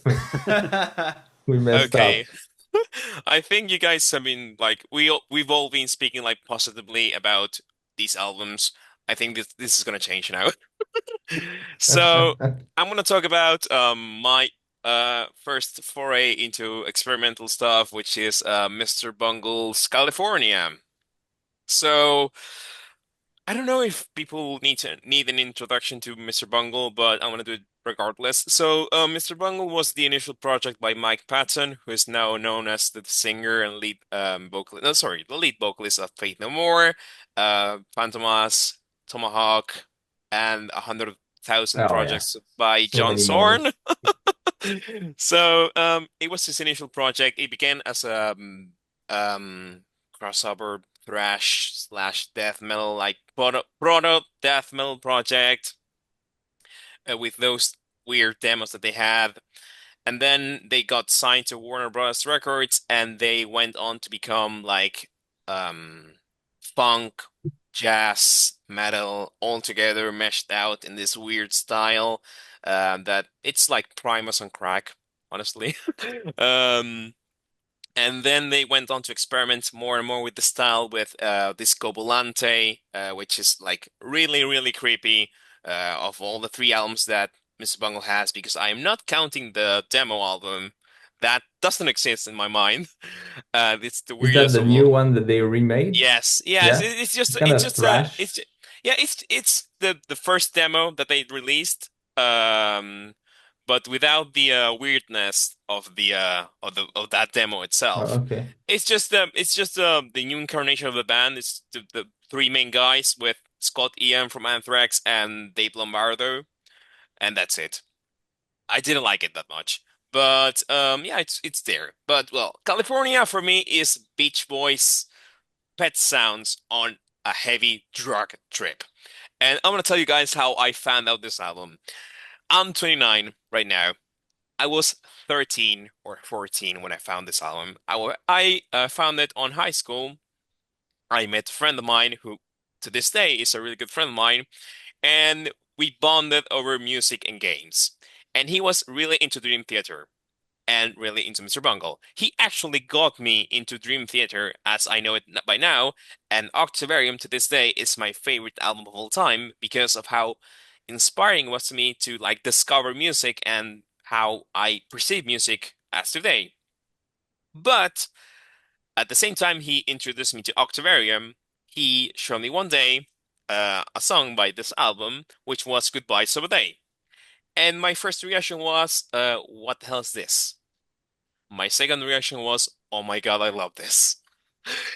And that's it. That's how I found California. I was like 13, 14. I would go on spinning, repeating Goodbye Summer Day on loop without burning itself. And one day I decided, okay, I'm gonna check out the whole thing. And for some reason, I just loved it. The whole the whole weirdness of the album itself, and how it has like these different styles all meshed together.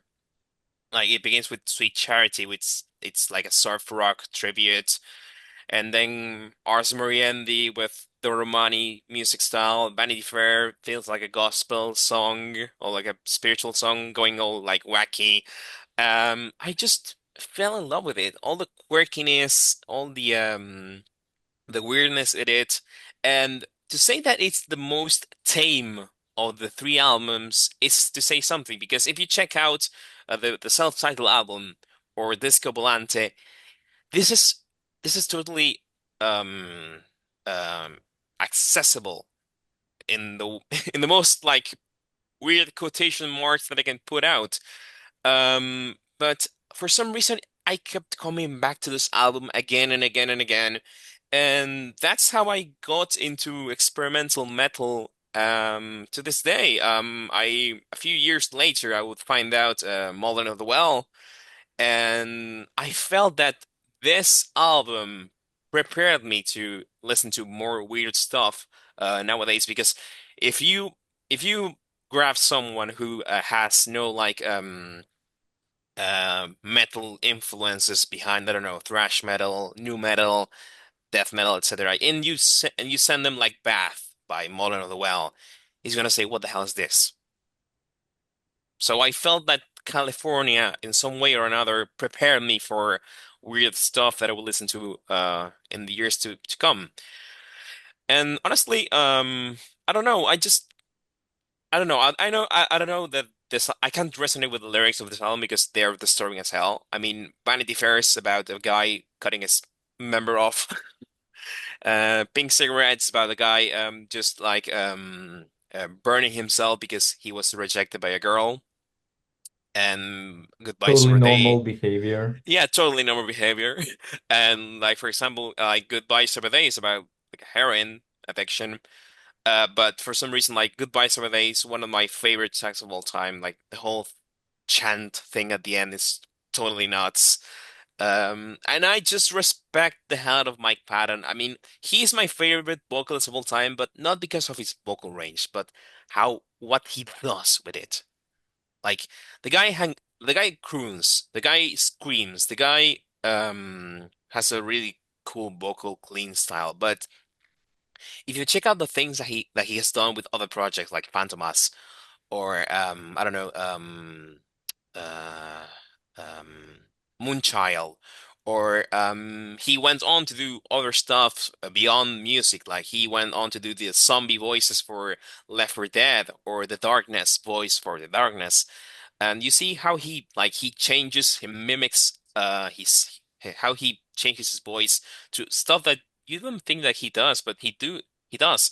And that's why I respect him as like my favorite vocalist of all time, because even if I don't listen to Mr. Bungle or Fleet No More as I did before, I still think that his vocal style is unmatched. And the influence that Bungle did to music, to experimental music nowadays, like you listen to stuff like Doug Fashion Disco, Stratosphere, Darth Vegas, etc. You know that they were influenced by Mr. Bungle. And fun fact, like we were talking about costumes before. Actually, they implemented the whole clown masked thing that Slipknot would actually do years later. If you actually check out interviews by Slipknot, you're gonna see Corey Taylor saying that they were influenced by Mr. Bungle. So a lot of new metal, a lot of actually 2000s metal bands would be really influenced by Mr. Bungle. Korn really like Mr. Bungle, System of a Down as well, even Avenged Sevenfold. They actually did a cover of Retro Vertigo for their stage. That's one of the albums that they released a few years ago. But overall, like I mean, California for all the things. I mean, it's not an easy album to listen. That's that's something that I know. The album clicked with me because I mean, it clicked with me because I liked it. I really liked it. I can't explain why I like it so much because it's so weird to listen to. Some people don't like it at all. Some people find it wacky. Some people find it like incoherent. For me, it's like it's it's like that.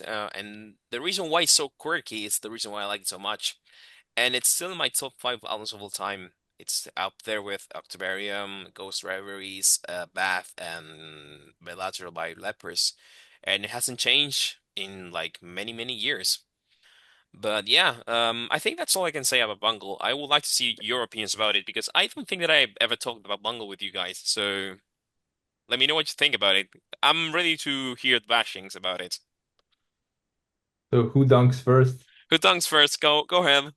I don't bite. I'll, Go ahead. I'll I'm go not shy. first. I'll go Yeah. first. Yeah. So I was writing my notes while I was listening to you talk because I crammed to write notes. But I was very, very hesitant to listen to this record because, okay, y'all can bash on me, okay? This will make no sense. I'm not saying that it makes sense. I'm just saying that, let me say my truth, okay? Mike Patton, Devin Townsend, and Les Claypool were all kind of like the same guy in my mind before I listened to this. And then I realized that this is Mike Patton. And I was like, okay, that so he did stuff with Dillinger at one point. And so I Yeah. knew that. Yeah. And I hate Primus. I think Primus sucks ass. Fuck Primus off with sucks. Premise Primus sucks. sucks. Fuck off with Primus. I actually kind of think the opposite, where I think Primus is like the more cracked out version of Mr. Bungle, and that doesn't work. Mr. Bungle was like more controlled, even for all of the antics and quirkiness that's going on. It doesn't it doesn't make me cringe as much. I still felt some amount of cringe, but there What were some. album? The California album or all of Mr. Bungle? That's the only album I've listened to. Oh, Okay. you should listen to the Okay. first album. If you Yeah. think that this is quirky, the self-title is just quirkiness all over the board. Okay, okay, yeah, I'll do that. But in a good way. But in a good way, yeah, yeah. No, I'll have to check it out at some point. But something I did not know is that Mike Patton either founded or co-founded Ipecac He Records. Yeah, he founded it. Yeah, yeah, he did. That record label is amazing. Like some of the, if not both of the Zach Hill solo albums were put out by Hmm. Ipecac, and just that very fact, because those two records are like emotionally meaningful or important to me, and the fact that he worked with Dillinger, it gives me an idea of what Mike Patton's like musical values are to a degree. And it makes me think that they probably align somewhat with my own of, he just likes weird music. And whether or not his own music, I think, satisfies my taste, his taste, I think, is probably more aligned with mine. And it made me respect him way more to know that that was the case. I did not know that. California, I totally bothered my girlfriend.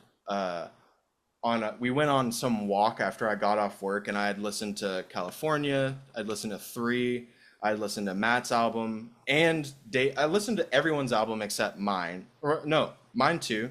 And I was just talking about these records, and I can talk forever. Everyone knows that.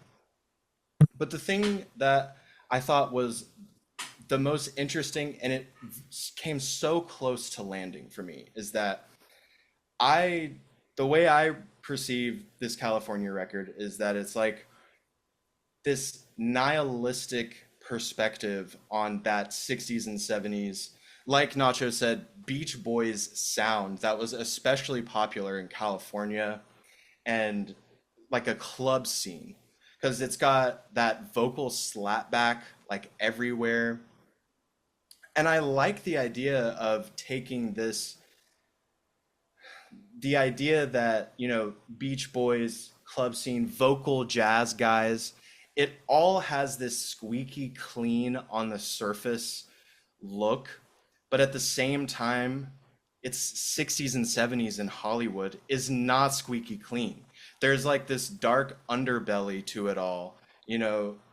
It reminded me of the scene in Blue Velvet, if y'all have seen that, where we see Dorothy singing in the club for the first time. And Haven't seen it, so we I'm gonna take the headphones out. okay, well, it's not really a spoil. It's not so much a spoiler, but we see Dorothy singing at this club, and it's vocal jazz, but we know what's going on, and so the entire context of that scene feels completely different. All right, you're good. You're good. Um, and I kind of like that. It gave me vibes of Fear and Loathing in Las Vegas. You know, uh, the wacky character. It's basically like there's this guy who has a totally different experience of the world around him than the people around him are having. People That call this album gonzo metal, so that's a pretty it's accurate totally description. yeah. As I was writing this, I mentioned Hunter Tom. My notes I mentioned Hunter Thompson, but it's almost when I was talking about Extra Life on the last episode, I talked about how I think it's cool how Charlie sort of takes music that has this like early music or parts of classical music and de-intellectualizes them. I think that something that this album does that's pretty cool is it almost de-pedestrianizes like super popular, inoffensive, pretty much acceptable to anybody music, and takes that accessibility out of it while maintaining like the characteristics of it that really make it that beachy sound, that California sound. It retains that. That being said, the Tasmanian devil parts of it don't like that vibe. It doesn't really work for me a ton. I also associate this band with this friend that I had when I was younger who just, if you ever had a friend who like, you're a kid, you don't really have a car, maybe you don't even really have like a good way to get around. So like your best friend, you don't really like them a lot, or like they just have you heard the term coworker music? And it's like I want to be nice to my dude because I mean we're close at work, but if my coworker puts on Mr. Bungle, I'm just like, yeah, it's cool, man. But You like better it not just pass like the aux chord. it's just like it doesn't emotionally resonate with me a ton. But my hot take on it, finishing up here, I actually think that Primus's music fails to do what Mr. Bungle succeeds at, which is it transforms the like wacky weirdo, Hunter Thompson, Kurt Vonnegut, Gonzo fan into this potentially genius musician, like a person who's like, oh, that guy's a weirdo. He couldn't be a genius. He couldn't be respectable. It makes the case that that is not true. Um, or like he couldn't be educated.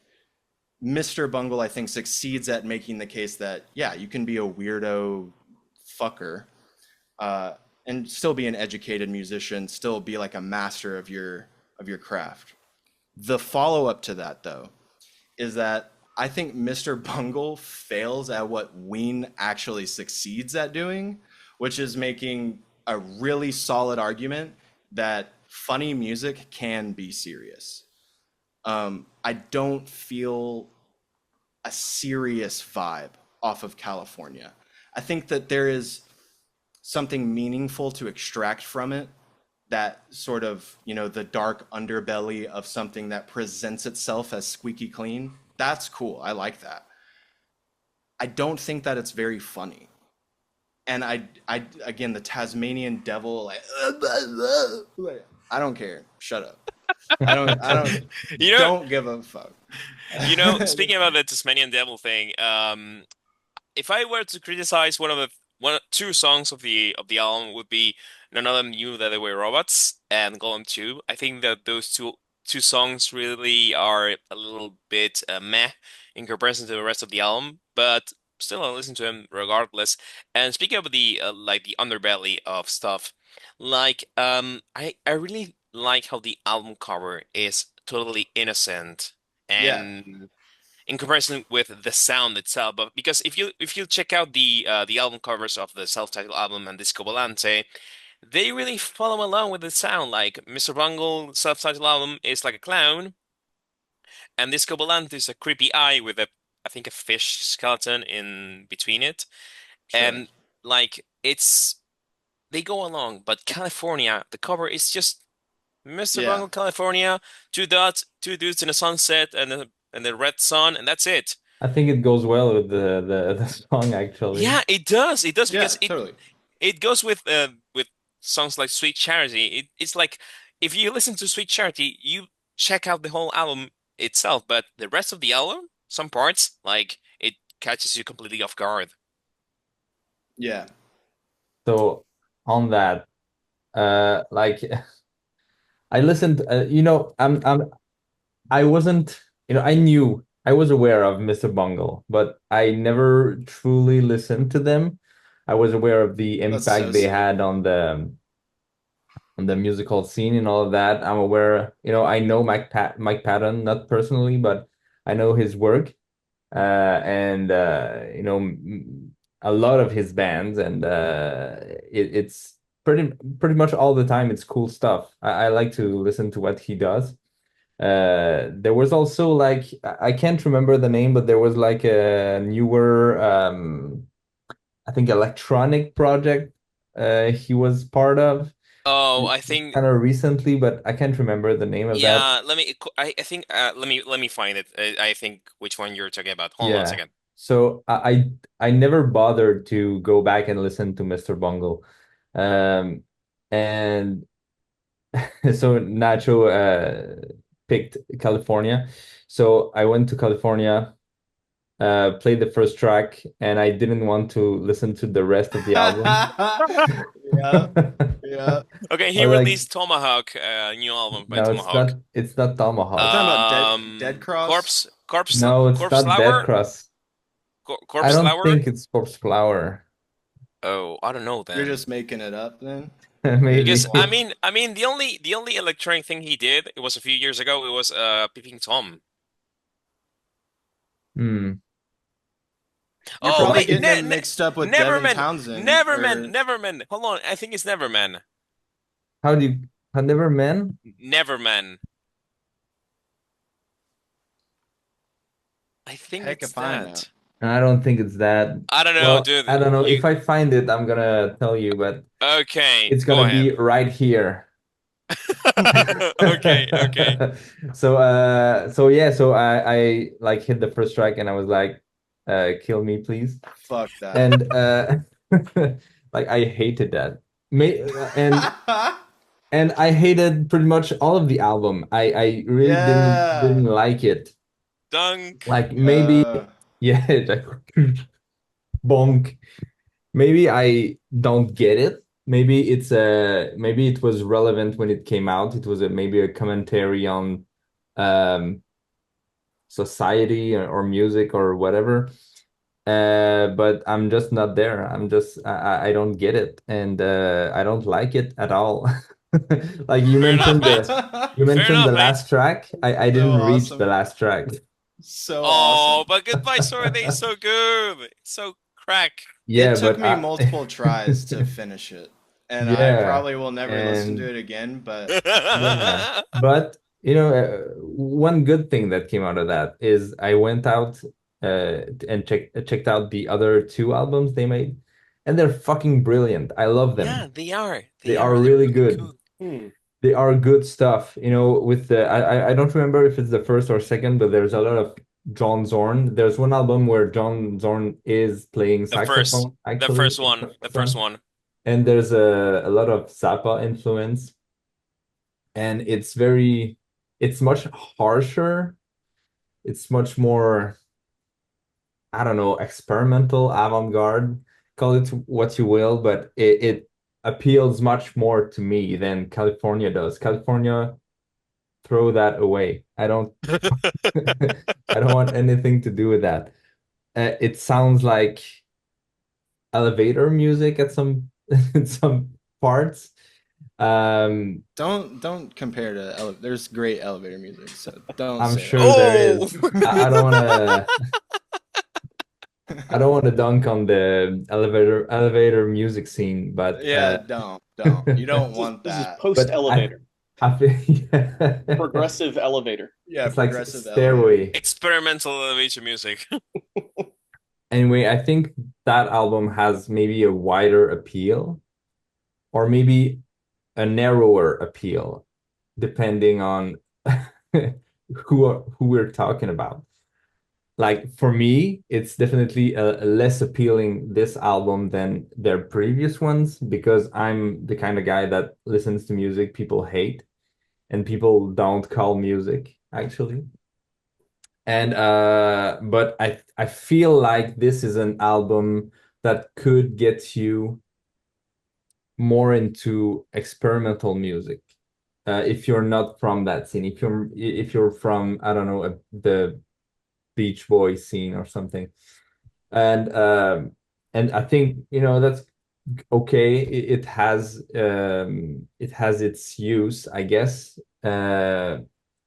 But yeah, like, just if you compare just the first tracks of the three Mr. Bungle albums and the fourth one that's a thrash metal album, but doesn't count according to Nacho. No, it doesn't. It's completely off my mind for me. I mean, it's all right. It's not bad either. Nah, it's not bad, dude. I know Yeah, it's rehash. it's It's a it's rehash better album. than it's better than The Astonishing. It's better Oh! than it's better than California. But anyway, if you listen to just the first track of the three albums, you're gonna have a good idea of what's happening. So yeah, I'm finished dunking. Okay, Sorry about that. who's no, it's okay. Who else? Come on. Don't be afraid. Yeah, what'd you think, Jeff? Let loose. So I'm not really gonna dunk on the album. I actually kind of liked it. Yay. Uh, I really like Devin Townsend, so I saw this compared to Devin Townsend's album Empath, which I love Ooh, that yeah, good album. album. So that intrigued me already. I didn't like this as much as I like Devin Townsend, and I haven't listened to the other Mr. Bungle albums yet, so I just focused on this You're album. not gonna like But them.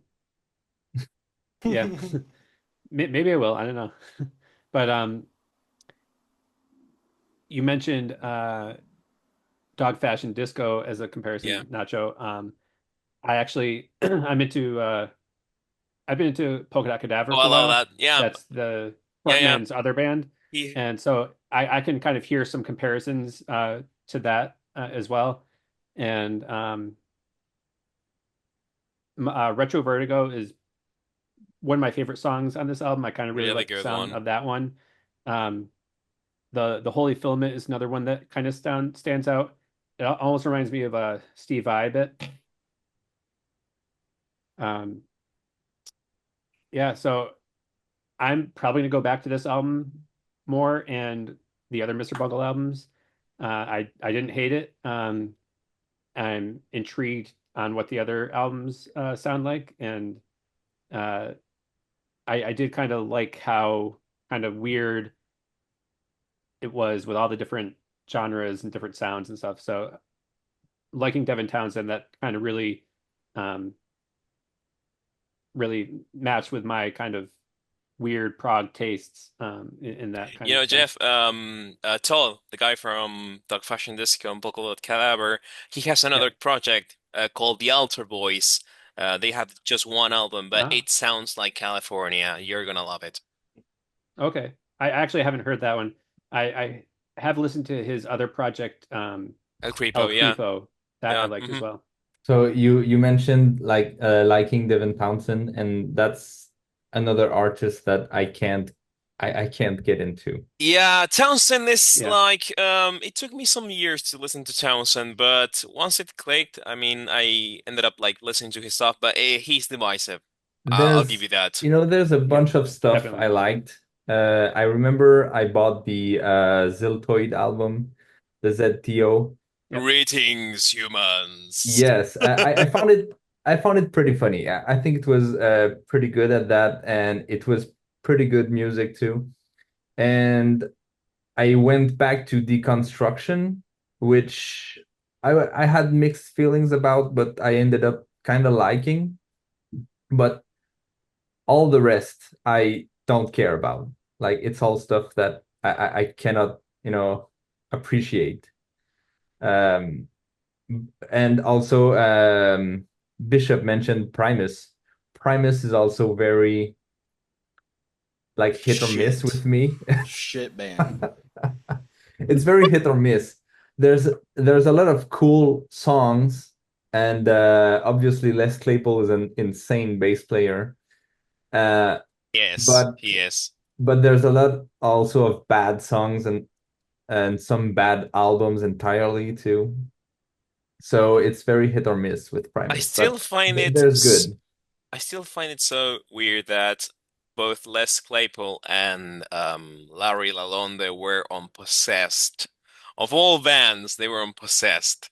And then they went on to make a progressive thrash metal band called Blind Illusion.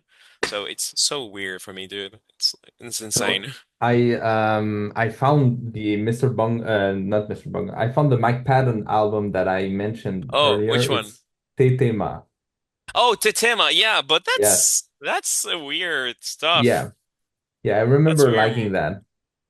Yeah, I remember Anyway, you like 6.33 or something like that. The album name, I think it's called. of Tetema? Yeah, I don't six know. 633 something like that. I don't think it's called that. I think that's another album. I swear, Because guys. because that 6.33, I have that in mind somewhere. It's an album. Yeah, it's Fairy Tales for Strange Lullabies. It's Okay, a totally it's different a album. it's a weird prog album. I remember liking that though. Anyway, Okay, what's the let's tema move then? on. Okay, okay, yeah. Matt, did you make your Huh. points? So I felt sort of similarly to you about this album. I didn't hate it like you did. I think I like it, but mostly I just don't know what to do with it. Like as I listened a couple of times to this album, it was like going in like, okay, it's Mike Patton, it's Mr. Bungle, this is going to be weird. And it was weird, but not in the ways that I think of It weird was when it comes to it was music a weird in lot. a weird way. It was weird in how not weird it was in terms Yeah. of like how it draws on this 50s and 60s surf rock, psychobilly, doo-wop, Yeah. smoky lounge jazz. Like each Yeah. of those things individually is a perfectly functional genre of music, and they take it and they make it a little weird, but they don't make it like Frank Zappa or super experimental, which I guess I listened to a little bit of Disco Volante. I didn't go all the way back to the first one. Even Disco Volante, I was like, okay, it's darker, it's creepier, but it's still not like abstract bizarreness. Like Phantom Us, I think gets a little bit way No, more Phantom is in afield. a whole level. Like you Yeah, listen to I'm not super. Suspended Animation or Yeah, Delirium Cordia, and that's some weird shit. sure. So this is nothing like that. This is just Bishop mentioned, like, if you put this album on in a car with people who don't listen to weird music, they wouldn't like look at you super funny. Like each of these Mhm. songs kind of sounds, but they can veer into a little gimmicky. None of them knew they were robots. Is like Psychobilly with cartoon sound effects. Like, what am I listening to? I don't. It As a sounds like as a it sounds like a 90s Nickelodeon ad the Totally, entire which I time. think Mike Patton would be honored for you to say that. I mean, I think he's. Yeah. Pretty much, yeah. Yeah, I mean, it sounded like every song on this album is a different type of drug trip. And it's just like there's something weird and something off about it, but they're all kind of their own distinct thing. By the time I got to Ars Moriendi, I was just super confused because nothing was consistent. I wrote down Middle Eastern prog klezmer with wolf howls and then a dance beat. I'm just like, I don't get it. As a musical artist myself, I can't relate to the headspace that went into the creation of this album. I don't know why you would write this personally.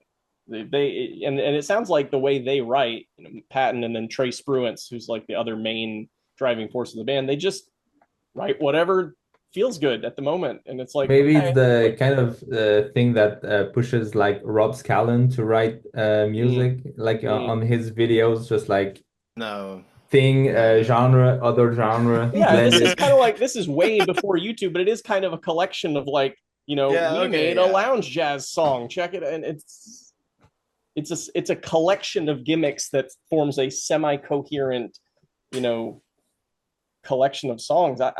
I don't know. It's interesting. I think some of it's good. Pink Cigarette as a song was probably the most enjoyable track for me. Just like it has this smooth, smoky vibe to it that I resonated with. And then that goes right into Golem too, which has that super bizarre music box psychedelic motif that stays stuck in your head, and it's just like, this is the creepiest thing I've ever heard. Like, what's the point of this? I have no idea what they're trying to get me to feel as a listener when they create stuff like this. I should also mention, I don't like the Beach Boys. Maybe that's my hot take. I don't like Pet Sounds. And so all of these bands for 60 years that have been like, we're influenced by Pet Sounds, why? Be influenced by something better. I don't get it. So You know, it's kind of funny that you mentioned that they just did whatever they wanted, but the reason they got signed to Warner Brothers is because, well, Patton went to become the singer of Fate No More, which they were signed to Warner Brothers, Mhm. and they were just begging. They were like, "Okay, sure, we'll sign you up." I mean, the reason that I think the story is that for Patton to be on Fate No More, he went, "Okay, I will join Fate No More, but you will sign this band to Warner Brothers," and they were like, yeah. "Okay, yeah, sure." The only Kind of other weird. thing I'll say about it is Irony is a Dead Scene. It's amazing. Best Yes, Dillinger album. So, definitely. Like the song in which Patton appears is no, not sorry. the Not whole sorry. EP. The whole thing. The When Good Dogs Do Bad Things is an yeah, there we all-time go. When game good song for does, me. that's just freaking Fantastic amazing. song. How he goes like, "Mommy, mommy, mommy." It's just crazy. Yep. I Yeah, uh I think that's everything I had to say about California. I like what you said about like all of the genres that are contained or like bastardized. It's like a proud bastardization in a way. And that can be cool. And not that like my whole take on it, like, you know, referencing Blue Velvet and like the underbelly of that kind of music. If they made the album with that intention, I don't know. I think that the people in this band clearly are smart. But if that was their intention, I have no way of knowing that unless there's, some piece of media where they've said that. But like, I also think, like you said, all the genres that are like influences here, those are already kind of cool on their own. And with the thing about revealing the underbelly of the alleged squeaky clean sound and feel of shit like the Beach Boys, you don't have to listen to this to get that vibe from the Beach Boys. You could just listen to music like that and feel that darkness with the awareness of just what was going on in California or just anywhere all over the world at that time. Like there being music that is that happy sounding in the 60s and 70s in the United States is just like y'all are fucking tripping. Uh, you don't have to, make this statement. And again, maybe I don't know if that was really their statement, but I interpreted it as like a statement on actually that's not what the world was like. It was different. And also I'm cool even though I'm weird, which fine, that's fine. No, Sure. they actually made California with an intent. They actually got into into a big feud with the Red Hot Chili Peppers. This album was Rocks. actually this album was actually going to be called Californication, and then Anthony Kiedis was like, dude, change the album name right now. They actually got into a big feud. If you Google it up, Oh yeah. it's really disturbing. I Kind of mean, liking it a little bit more no, now. no, no. They went into really dark shit. They actually got disbanded because of how they got removed from festivals and gigs because of the Red Hot Chili Peppers because of how how they attacked back. Like Damn. yeah, I mean, I'm not gonna say what they did, but they went on and like they Do really it. made. Okay, actually, okay, I'm gonna say this. They actually did a gig mocking the Red Hot Chili Peppers, and the lead singer, no, sorry, the lead guitarist of the Red Hot Chili Peppers, the not before Frusciante, passed away due to overdose, and they made fun of him Hmm.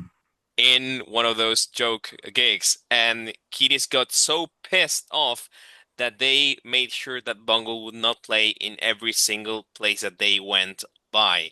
And because of that, they couldn't play anywhere, so they pretty much disbanded afterwards. So yeah, it was really creepy. If you find out about this, you'll find plenty of info. They really went by and by, bantering, just because it began as just a feud between Patton and Kiedis because Kiedis thought that Patton stole his vocal style, but it went beyond that. Really, like weird stuff, dude. Went dark. I Yeah, read it a lot went really about that. dark. I did read a lot about that when I was sort of researching what was going on with this album, and it's so strange to me that those bands are tied together in that way. Yeah. And I Yeah, guess it I makes know, like right? Faith No More is kind of the link, but just in a vacuum, Mr. Bungle being seen as like this weird experimental abstract band, and Red Hot Chili Peppers being Red Hot Chili Peppers, like the famous mainstream sort of funk influenced rock band. It's like, why would those bands ever have anything to do with each other, Beats me, much man. less be in a feud? I know we have to move on, but I mean, didn't Flea play bass on the first Mars Volta record? Like the connection What? between, Yeah, he yeah, did like actually. the Yeah, Really? connection, yeah, the Flea's co- connected with Mars Volta. Yeah. Hmm. like a bunch of What the hell? a bunch of like the Red Hot Chili Peppers and Mars Volta are weirdly super connected. Hmm. Um, John Frusciante played guitar on the first like Omar wrote everything and then like came in like who played actually in the studio. Uh, I think was John Frusciante. Like Dave is blowing his mind right now. Damn. Yeah, Dave's just looking shit up and it's on Wikipedia. it's fucked up. I know, Doesn't make right? Red Hot Chili Peppers good, but it's like an uncomfortable like let's not talk about that because that's weird. Yeah. Okay, that's it. That's it. All right. So my album is Spiral Architect. I also have the CD of that. It's A Skeptic's Universe.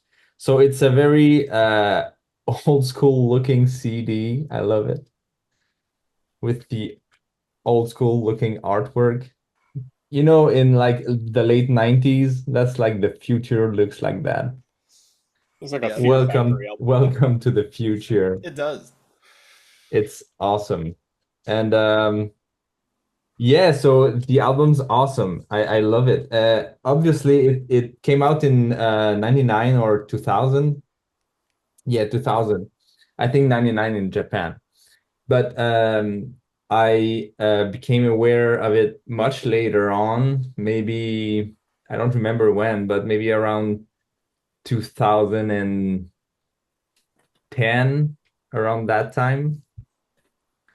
And I was just blown away, completely blown away. At that time, I started playing bass at 16, and I started playing bass because I started playing music because of Dream Theater, actually. I had friends at high school that like kind of were into music, and they showed me that band, and I'm like, damn, that's very impressive what what they're playing. Like before that there was I don't know, Sum 41, My Chemical Romance, stuff like that. Basic stuff. And there's no emphasis on the playing of the music in these kinds of band, but it's pretty much the only emphasis on the music of Dream Theater. And I was like, all right, that's very impressive. I want to play music and try to do something impressive too. So I picked up bass because I think that's what they needed for the band or something. And yeah, so I started looking into more prog metal and technical stuff.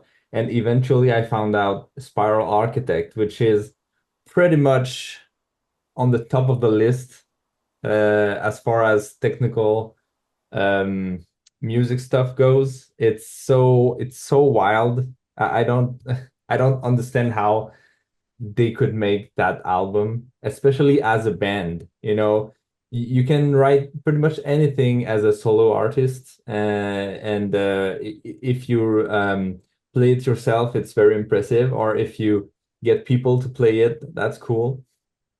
But to achieve something like that as a band cohesively and play these songs, rehearse them and sound good and in time and not sloppy and all of that, it's completely wild. It's very impressive. So it has been a sort of big influence on me as far as bass playing goes. So before that, I mentioned Dream Theater. In Dream Theater, the bass is very low key. It has a bit of parts where John Mayong is more flashy, but it usually it's very low key, and on some songs you can't even hear the bass.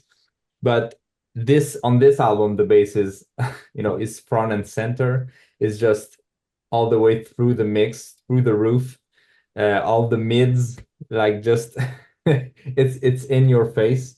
It's And ridiculous, dude. yeah, it is. And I was like, hell yeah. Like I can be like the center of attention. Not that I always want to, but it's a possibility. And so I think from then on, in the projects that I've been part of, um, I just kind of let go a little bit more. I just kind of were maybe I was less ashamed of playing more or being more prominent in the mix or in the songs or whatever. So yeah, it's a huge album to get your head around, to wrap your head around. You listen to it once, you're like, what the hell just happened? But uh eventually it kind of you kind of integrate it, and it like as for me, it's second nature. I pretty much know every beat of the album by heart. And I just want to mention too that this was done in 2000, and allegedly they've been working on a new album since that time. So they're not no, they're not broken up. They're on hold or maybe in hibernation or in slow slow working on the new album. I've made some notes about that. I think in 2012, there was a Facebook post where the drummer said he was programming drums to a new Spiral Architect track, and it's the last news we got. So uh, I'm just hopeful that it's still going on, even if it's going slowly. I'd much rather they take their time and release like something as crazy as that, as opposed to releasing something just because, you know. And also I want to mention that they have other bands branching off of that band, especially like Twisted Into Form.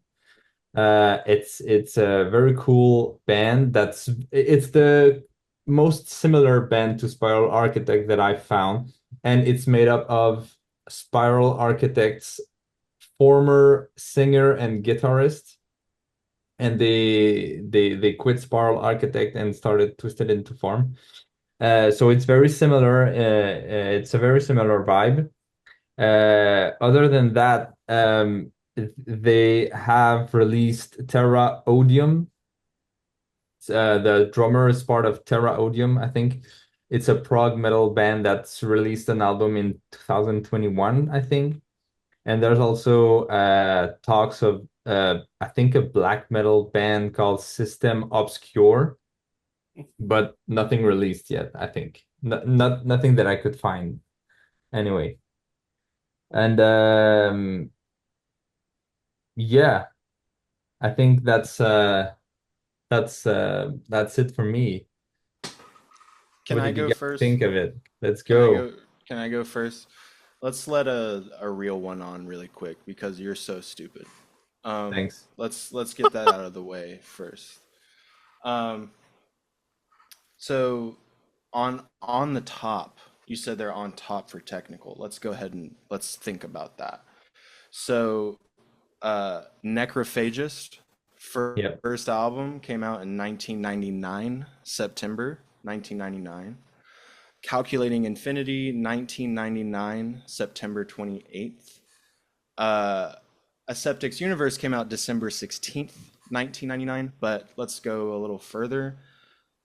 Gorguts had 3 records before 1999, had Obscura, which is still like influential today to like Mhm. a ton of bands that everybody loves.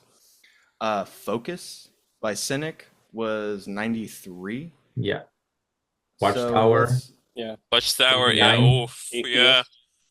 Atheist. Atheist. Atheist too. I saw Atheist. people talking about Watchtower in the comments on a Sceptic's Universe on YouTube. I had never heard of them before, Mm. but people seem to really like You're them. not gonna like the vocals on that It's band. very thrash. I It's don't really actually. thrash. People complained about the vocals on this record. I don't think that the vocals are like the thing that's. Well, I don't think that the vocals are necessary at all on this record. It almost feels like Spiral Architect. They were like in a band and they were like, well, maybe it wasn't as much of a thing to be like we're an instrumental metal band. It almost felt like they were just like we need somebody to do vocals because it needs vocals. It does not. It if anything the vocals do nothing, but I don't think that they're like horrible. It doesn't make me think like I'll turn it off, but I don't think that it actually needs those vocals at all. It could be just as cool. I was surprised to realize some of these guys went and joined Satyricon. I've never listened to Satyricon, but they're like a very popular black metal band. I was also surprised to realize that the guitarist of this band is not the blotted science guy, because that's who I thought of right away. that's What's Watchtower. It's not, yeah. Oh, really? Ra Okay. Jar Zombek is in Watchtower, yeah. Well, What is his their name? second album. Ron Jar Zombek. Yeah. So as soon as I heard this, I was like, oh, it's that guy. And I was like, I get it why Dave loves this. I think I still get why Dave loves this because, yeah, it is. I mean, it's flexing in every way. It's just Like, flex. it's just flex. And for that reason, it is cool. And some of the heavier parts of this album still, like, it still holds up. Uh, it still feels like kind of fresh, heavy in a way. Some parts of it. But was it even really incredible at the time? I feel like it should have been released like 10 years earlier. To for me to Probably feel. in the same time as the Watchtower Control and Resistance album. If This it is were the one with released, Jarzembek on it. if this were released in like 89 rather than 99, I'd be like, holy fuck, that's crazy. Yeah. But 99, December of 99, it's fine. The bass is super loud, and I know I've at least said in one of these episodes or somewhere, I like an opinionated mix. I think if the opinion of the person who was mixing the record kind of comes out, or the opinions on what's important in the music is very clear in the mix, that can be cool. So I made that joke like, I'm listening to this Spiral Architect record, but I turned the bass up by 20 decibels because it clearly that's how it was meant to be listened to. It's already fucking so loud, which is fair because for one, the bass player is insane. They have like an insane bass player, but it's almost doing even more than what the guitar player is doing. Yeah. Um, I was also surprised to realize that it's not the same guy. Because in my mind, thought maybe it was like a defeated sanity thing where it's like, oh, the guitarist is just like, he's going off 24/7 and the drums are insane too. Same guy, except for the new record coming up, but it's not the same guy. So they just had like an insane guitar player, everybody Yeah, insane. totally. And the bass is just like, it's kind of got this rubber band sound, but it kind of has to because it couldn't be I super mean, subby. what I heard is that he wanted to play fretless bass on that album, but couldn't for Ooh. some reason. I don't know if it's because of technical reasons or maybe he didn't have a fretless bass. I don't know what's the reason behind that, but he got a tone resembling a fretless bass. Dude, Yeah, if he actually had a fretless bass on this album, it would be the best technical prog Uh, metal of all well, I time. mean, Seriously. well, you talked about Obscura and Gorguts and all of these other albums. Like, I didn't mean that this one is at the top. It's in the top. It's in the top okay, bracket of. okay. It was just when you said that, I was like, specifically that 99 to 2001, something happened with people where they were like, they just changed and they were like, we can be crazy. Why are we acting not crazy? We want to write the crazy shit. Just fucking write it. Because And it's so different. This album is so different from Obscura and Gorguts and all of these other technical stuff, Necrophagist and Archspire more recently. And it's all technical stuff, but it's so different. It's not really comparable. It's just it's technical. It's in the I bracket. think the reason why it seems not comparable is because of the vocals. Exactly. That's what I was going to say. Yeah, I was going to say If you I that. don't took them think out, so. if you It's took it's them out, very different kind of riffs and kind of licks too. And it's a whole vibe. I what think is there the is. vibe that you pick up on that isn't like from the vocalist talking about I like mean, that's the not. computer's I think alive, you know? there's no. I don't think there's any like death metal riff in that album. It's pretty much. I don't know what to say. It's prog influenced by jazz, something like that. It's much more The in the vein worst. of it's much more in the vein of technical thrash a la Watchtower or something like that. Or I It's wouldn't an say it's an cynic, but image thing for sure. yeah. It's an image thing. Like, I don't know when Nile started making music, but it's like if Nile didn't just explicitly say, "Hey, Egypt is that's our fucking thing and we don't have anything else." If you heard those songs, you wouldn't be like, "Oh, I'm in Egypt right now." Nile Yeah. released their first album in '98, so Yeah, and if they had just been And called something like Coffin, you'd be like, "Oh, that's crazy. dude, Coffin's crazy." Papyrus, lol. but maybe if you change the drums of Spiral Architect for a heavy hitter, maybe you'd get maybe closer to a death metal sound with the same riffs being played on guitar and bass. But it's definitely not like death metal drums. I'll accept that. I accept that. I don't know how much I'll come back to it, but it is impressive. I will give you that. It's like pure. It feels like pure. We're like we are pure prog guy, and anything after that is like not derivative, but Diluted. whether you know it or not, you have Spiral Architect to thank. Kind of in the way that I think that all the guys who really like stuff like, Great Redneck Hope, you really have Cardiacs to thank, whether you know it or not. You have Cardiacs to thank. Such a good band, Cardiacs. That's my whole take. Pretty Such a simple. good band. Yeah, the vibe I got from this was Spiral Architect is your favorite tech deaths band favorite band. Yeah. That's Totally.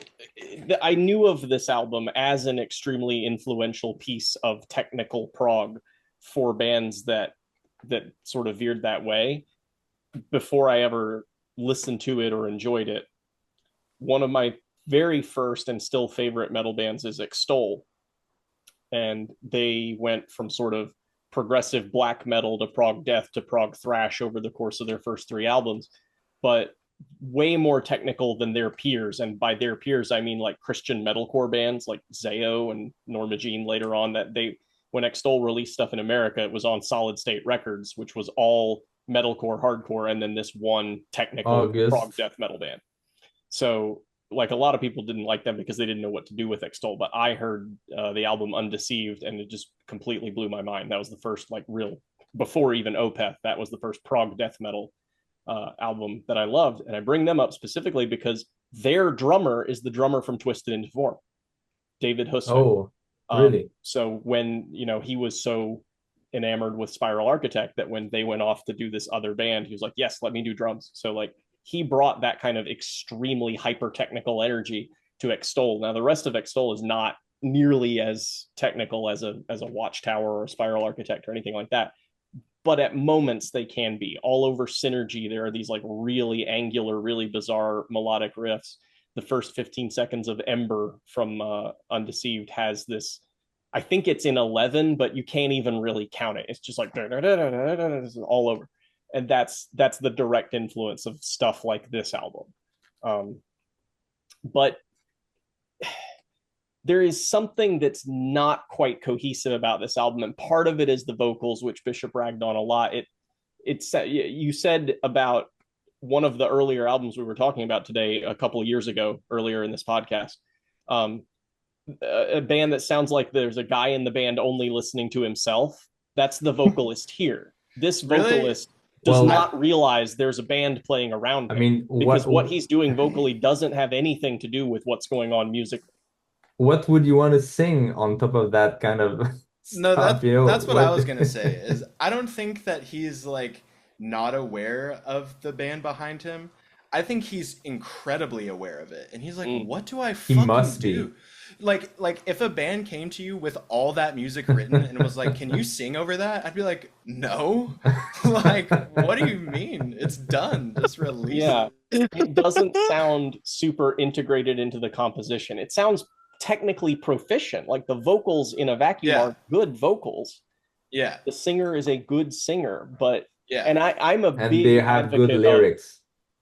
Anything that's not jazz or post rock, if it's metal, it needs words and lyrics. To me personally, I don't like instrumental metal music, but this album really challenged that because, as Bishop pointed out, this doesn't need the vocals.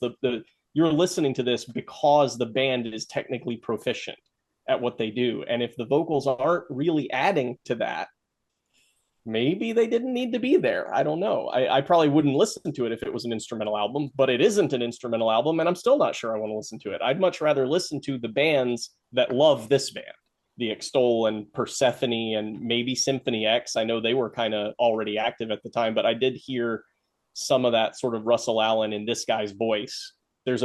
I can't name it specifically, but there's a specific moment in one song that reminded me of a different specific moment in a Symphony X song. It's the same song. It's the same vocal line being done right there. I mean, when this band can get groovy, a lot of the time it just sounds like all flex, like you were saying, like let's all do the most intricate, talented thing we can do at the same time together. But there are parts where they kind of settle into a groove and let you kind of wrap your brain around what's going on for a second. And those parts are good, and it's good to have the contrast between that and the hyper technicality. But I find it as a whole very hard to glom onto and very hard to have anything stick with me after listening to the album. It's like, wow, those guys are very good at what they do, but as a whole piece of music, I'm like, I don't know, as a showcase, it was like a tech demo for what prog can be. It's But very busy. yeah, Like every instrument is always playing something. yeah. And maybe it's kind of like Cleric in that way. I think every podcast has to have a Cleric reference where that's a band where Yeah. they're always going hard all the time. And it's like, I like what they do, but I wish it was, had a little bit more dynamics, a little bit more contrast between the crazy sections and like give me something else here. Spiral Architect is the same way. It's like they're really great at being hyper technical, but they're not super great at writing songs that leverage that technical skill into a compelling piece of music to listen to. How would that album compare to Twisted into Form for you? I haven't listened You to haven't? Twisted into Form. I Okay. knew of them, but it's the same deal where like, it was not quite the style that I wanted, so I never checked it out. I kind of want to go back and listen to it now, especially because I do Because love I Stone's think drummer. I think Twisted into Form's album is less flex. It's more cohesive. It's more like a song, and it's still the same vibe, but it's definitely not the same purpose. Mm-hmm. It's not like just Yeah, I'm gonna hit that's you with something all I would I've very got. much like to hear. Yeah, so if you want Spiral Architect but less, check out Twisted into Form. Sounds great. If you think Cleric is too much, check out Bathe from it's either North Carolina or South Carolina. Check out Bathe.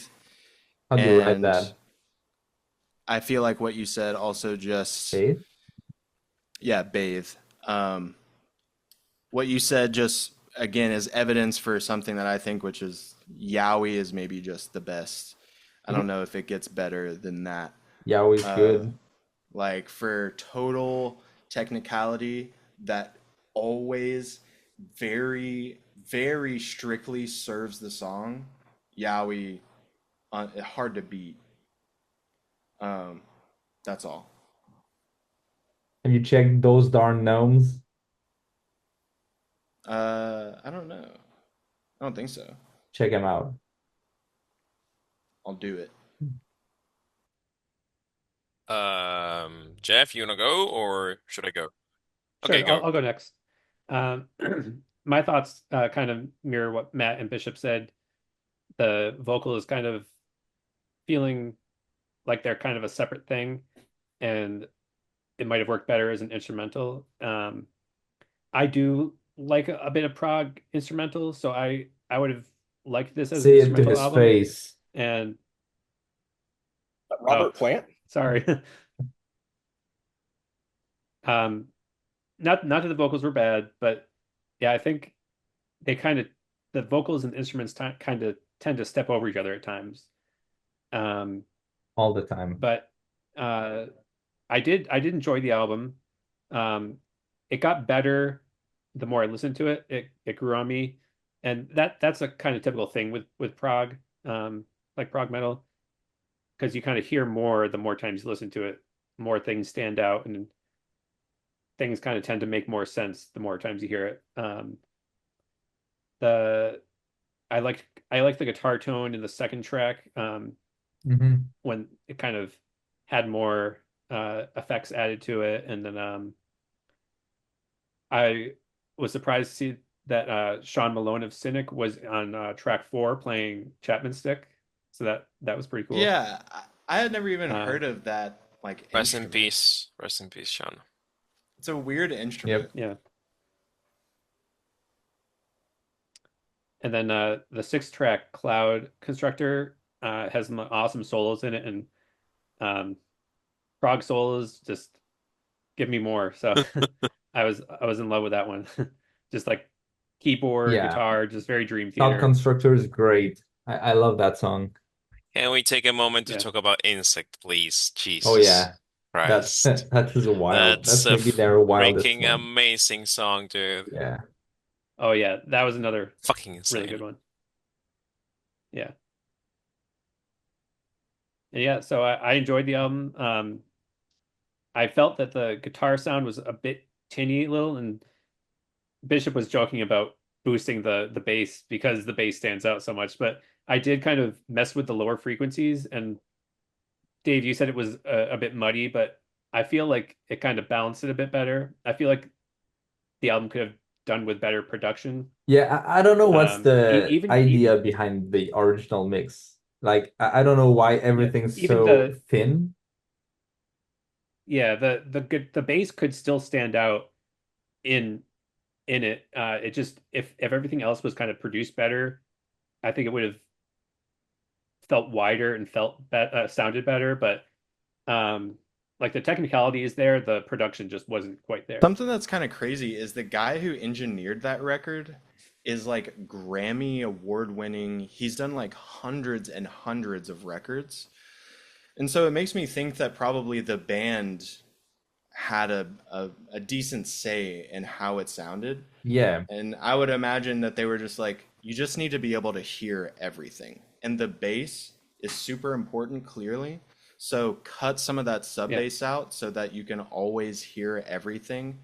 Because I feel like, yeah, if you were to increase that sub bass too much, yeah, you'd kind of have some mud in between the crazy technicality of everything. And maybe they just insisted that, it should not have that. because it's definitely not by mistake or by incompetence that Yeah. the Yeah. mix is right. like it is. But I don't know why. Yeah, those are my Okay, thoughts. I have a few notes that I did while you guys were talking. So first of all, can we just take a moment to appreciate how good Book Beriah by Cleric is? Oh yeah. Yeah. Yeah. Oh Cleric's a yeah. great band. Second, Dave, you said that Bagatelles too. huh? Hmm? Have you heard the Bagatelles by Cleric? Of course, yeah. Oh Dude, yeah, it's amazing amazing stuff. stuff. Amazing stuff. You ask how these guys were able to make this album simply is because they're from Norway. That's it. They're from freaking Yeah. Norway, dude. Jeez. Okay. I'm intrigued that they have a side project called Twisted into Form because there's an album by Forbidden that's called Twisted into Form, Yep. and Forbidden is a really influential technical thrash band that had an album called Twisted into Form. It's really good. And Matt, you mentioned about instrumental prog metal albums. I agree with that. I actually reviewed an album by Tom Geldschlager, also known as Oh, Fountainhead. yeah. I reviewed it here in It's the been a blog. while. It's been a while, dude. And I specifically mentioned that I don't find instrumental prog metal that interesting. It's sort of like a technical wankery contest, and sometimes vocals are needed in these kind of albums. So. In the case of Spire Architect, I actually welcome the singer. He reminds me so much of the singer of Nevermore and the singer of Psychotic Waltz. I actually find a lot of Psychotic Waltz influence here in this album, and also like influences from bands like Toxic, Watchtower, maybe something from Gordian Knot Mhm. or Cynic, all those jazz fusion bands and technical thrash metal bands all melded together into the one like neat package of like progressive metal, like technical progressive metal, and like a good clean singer without death metal vocals. So yeah, this was released in the 2000s, and I think that like the early 90s and the early 2000s was when like technical death metal was starting to take form, you know? So bands like these would go on to like influence other big projects that will go on to appear in the 2000 2010s. So I really like this album. I actually appreciate it from what it is. And I know that it's really like technical, but I find it catchy. Some Yeah. technical albums are wankery, like wankery after wankery after wankery, and it's just like a schlong contest of who has the bigger stick. But actually, this one is like technical, but at the same time catchy, and that's the difference between this and maybe other projects that are like um progressive metal, like really technical stuff. But I don't seem to find hooks in them. Mostly from instrumental prog metal bands. And if you, I mean, speaking about Psychotic Waltz, if you listen to Adapt List, it's a Psychotic Waltz song. So yeah, and I also love the flamenco influences in some of the tracks. I mean, Insect. Insect Yeah. is dimensional. I know that first fragment like grabbed the Yeah. flamenco stuff and like they amped it up to 11 in their latest album, but like this is 2000, dude. I mean, I mean, I really appreciate it. And speaking about flamenco overall, we talked about three, we talked about this, and we're going to talk about another thing that is influenced by flamenco. Dude, how many flamenco stuff are influenced? That was not the common thread I I expected. mean, I didn't expect it either, dude. But yeah, like overall, I really appreciate this album. Like, I mean, it's technical what it is. It's technical for what it is, and I think that for the time being, I know that there were other albums like Bishop mentioned, like Necrophagus, Obscura, sorry, Gorguts, Obscura, and other albums. I know that there was something beginning to stir there, but this was another thing that could be easily on the top of these albums. So yeah, I really liked it. I really liked it. And of course, Insect is nuts once again. Totally nuts. Yeah, I was like, oh. I remember listening to this. I I I think remember. Insect, I think, is the song that I checked out because when I wanted to hear, okay, my bands that I like this band, let me check them out. This is back in the early 2000s, file sharing stuff. I think I downloaded Insect on WinMix, maybe. I didn't use Allegedly. SoulSig. Yeah, Allegedly. it wasn't Napster. I was never on Napster, but it was something like that. It was back in the day when you couldn't just go to YouTube or Spotify and look up, what does a band sound like. You download one song. I would very rarely download a full album. I would buy the album if I cared about the band, but if I just want to check something out, I just go download one song. And I think Insect is the one. And it was impressive, but it was like I don't need to hear more of that. I get what's happening. I get why people like this. Not for me.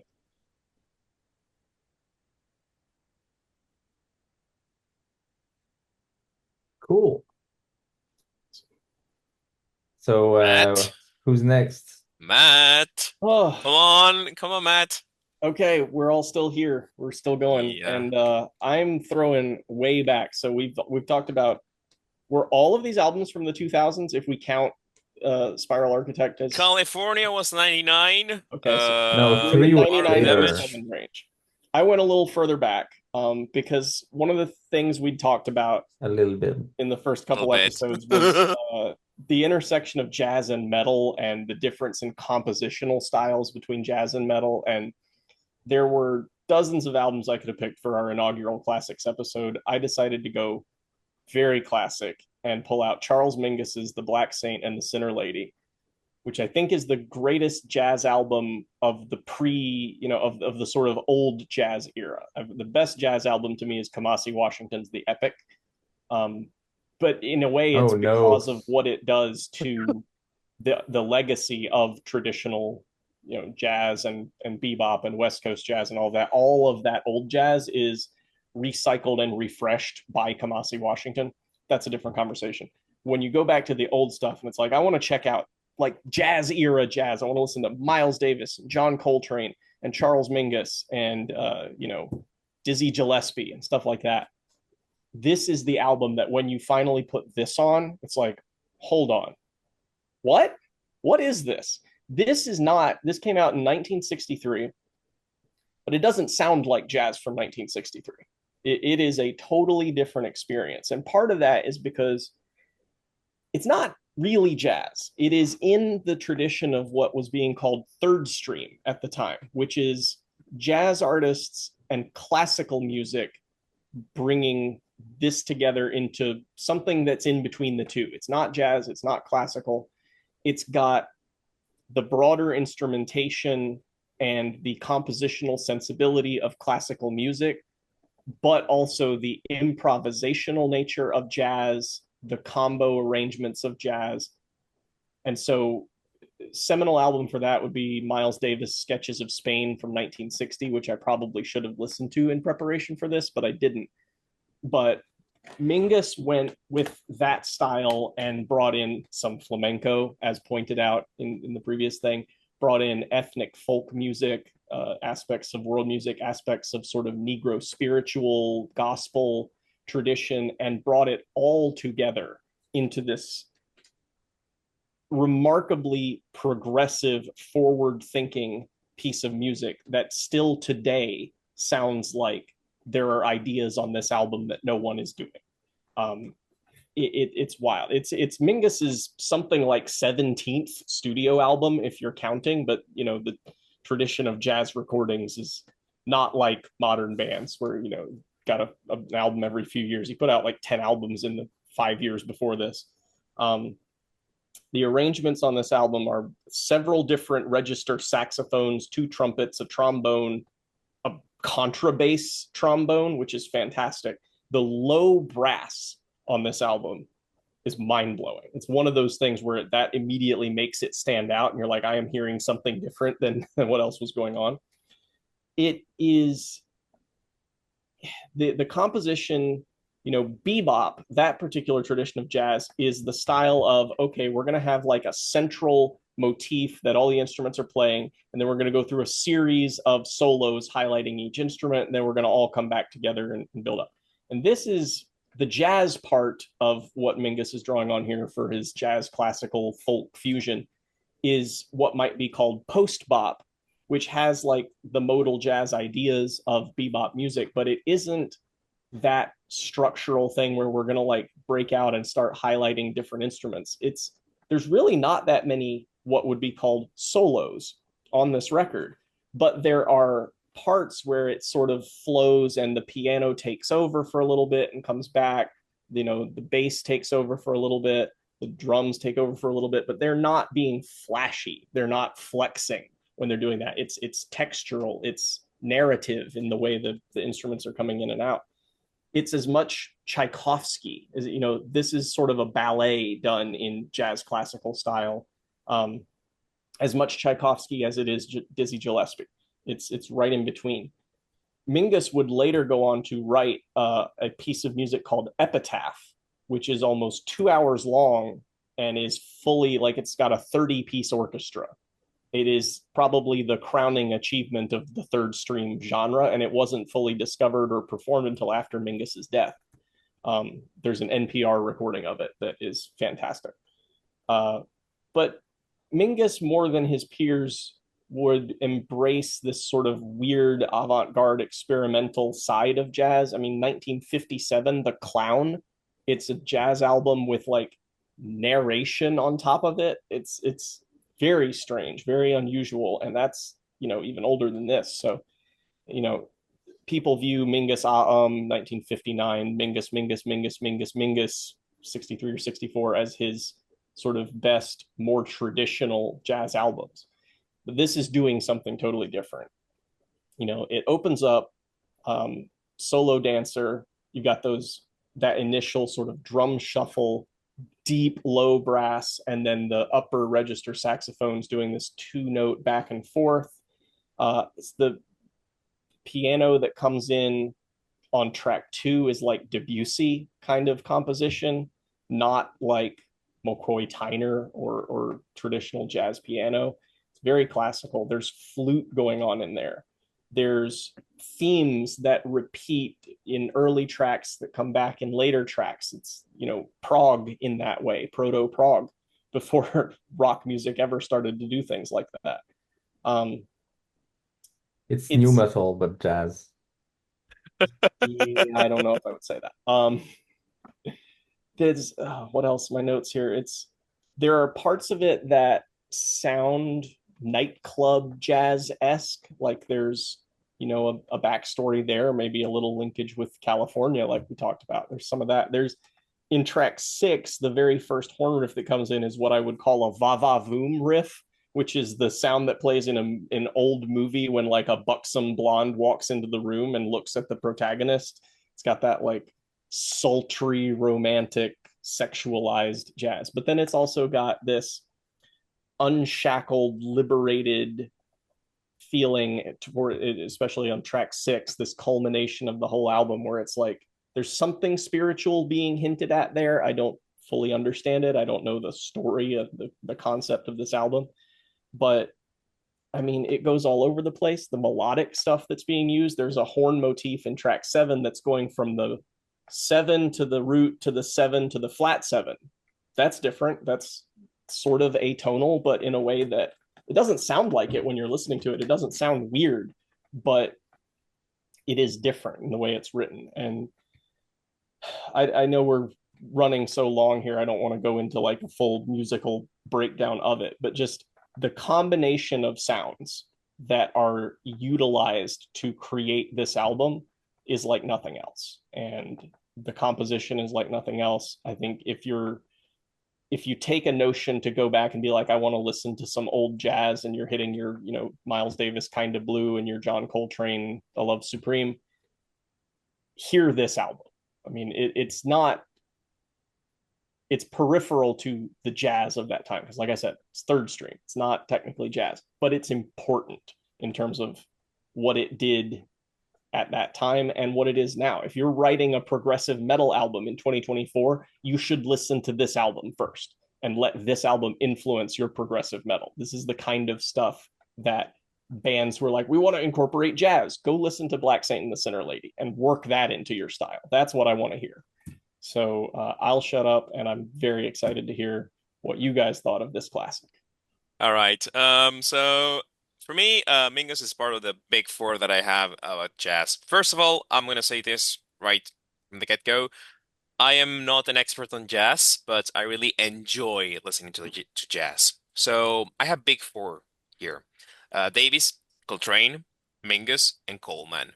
Because for me, those four are the epitome of how they progress jazz. Because they had their first compositions like, hard bop, like modal jazz, and then they went on to experiment, like Davies going electrical, Coltrane going spiritual, Coleman just like doubling it down with his wankiness.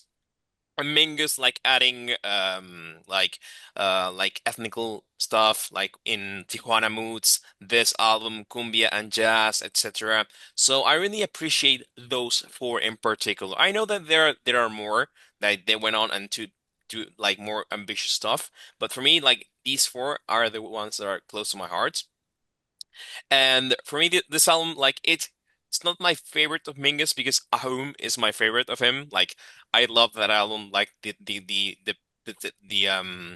parallel between like uh really like heavy jazz songs and the more subtle ones. I just love it. But for me, like if there's something that defines Mingus is that he's not subtle at all. He doesn't give a fuck and he just goes all in. All in. That's Mingus in a nutshell. And one thing that I love about this album is how like it is formed with the instruments, with the whole ballet thing. I always think of every single instrument in this album being a dancer in its own, and how they come and go, and then they meld together, and they like create new textures. And it's a ballet. Like each dancer like dancing together and creating new textures about this album. It's something that I really appreciate. And I don't think that there are many albums like this in jazz. Maybe the Suites by Duke Ellington get closer to it, but there's nothing more to it like this. It's a really unique jazz album, if you can call it jazz. I mean, it's third stream like you called it, but there are some parts from this album that are magnificent. Like the sax solo on track A is nuts. The piano on track B as well. The Iberian influences or the flamenco influences on track C Hmm. and D, and I mean the ending, like how it goes like up and down and up and down and up and down, and Mingus going crazy saying, "Oh yeah!" at the end, like he's like, "Okay, fuck everything. We're going like all in." That's that's Mingus. Like if you listen to Mingus, if you listen to this album, if you listen to if you listen to the Tijuana Moods, it's the same thing, but Mingus going all ambitious. So I love it. I mean, sometimes jazz is not subtle at all. It's not subtle at all. I mean, you were sharing a song by Cecil Taylor the other day, Hmm. and every time I listen to a Cecil Taylor song, it's like, who hurt you? Who hurt you for you to hurt the piano that much, you know? So, I mean, that's something that I really like about jazz itself. It's not subtle at all, but you can feel the emotion going through the instruments and the composers and everything. So yeah, for me, this along with I don't know, Kind of Blue, Love Supreme, maybe I don't know, I don't know, what's this name of the song? Hold on a second. I have one here. Dance in Your Head by Coleman. And well, this they are like the big names in jazz. So if you like you said, Matt, if there are if there are metal bands that want to be inspired by jazz, they have to listen to this album. So I really appreciate it. It's not my favorite of him, but it's a close second. That's it.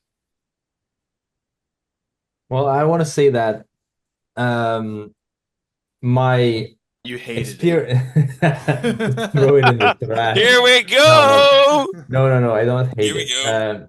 It's my experience with jazz is more with modern or contemporary jazz, like stuff that's being done like today or in recent years.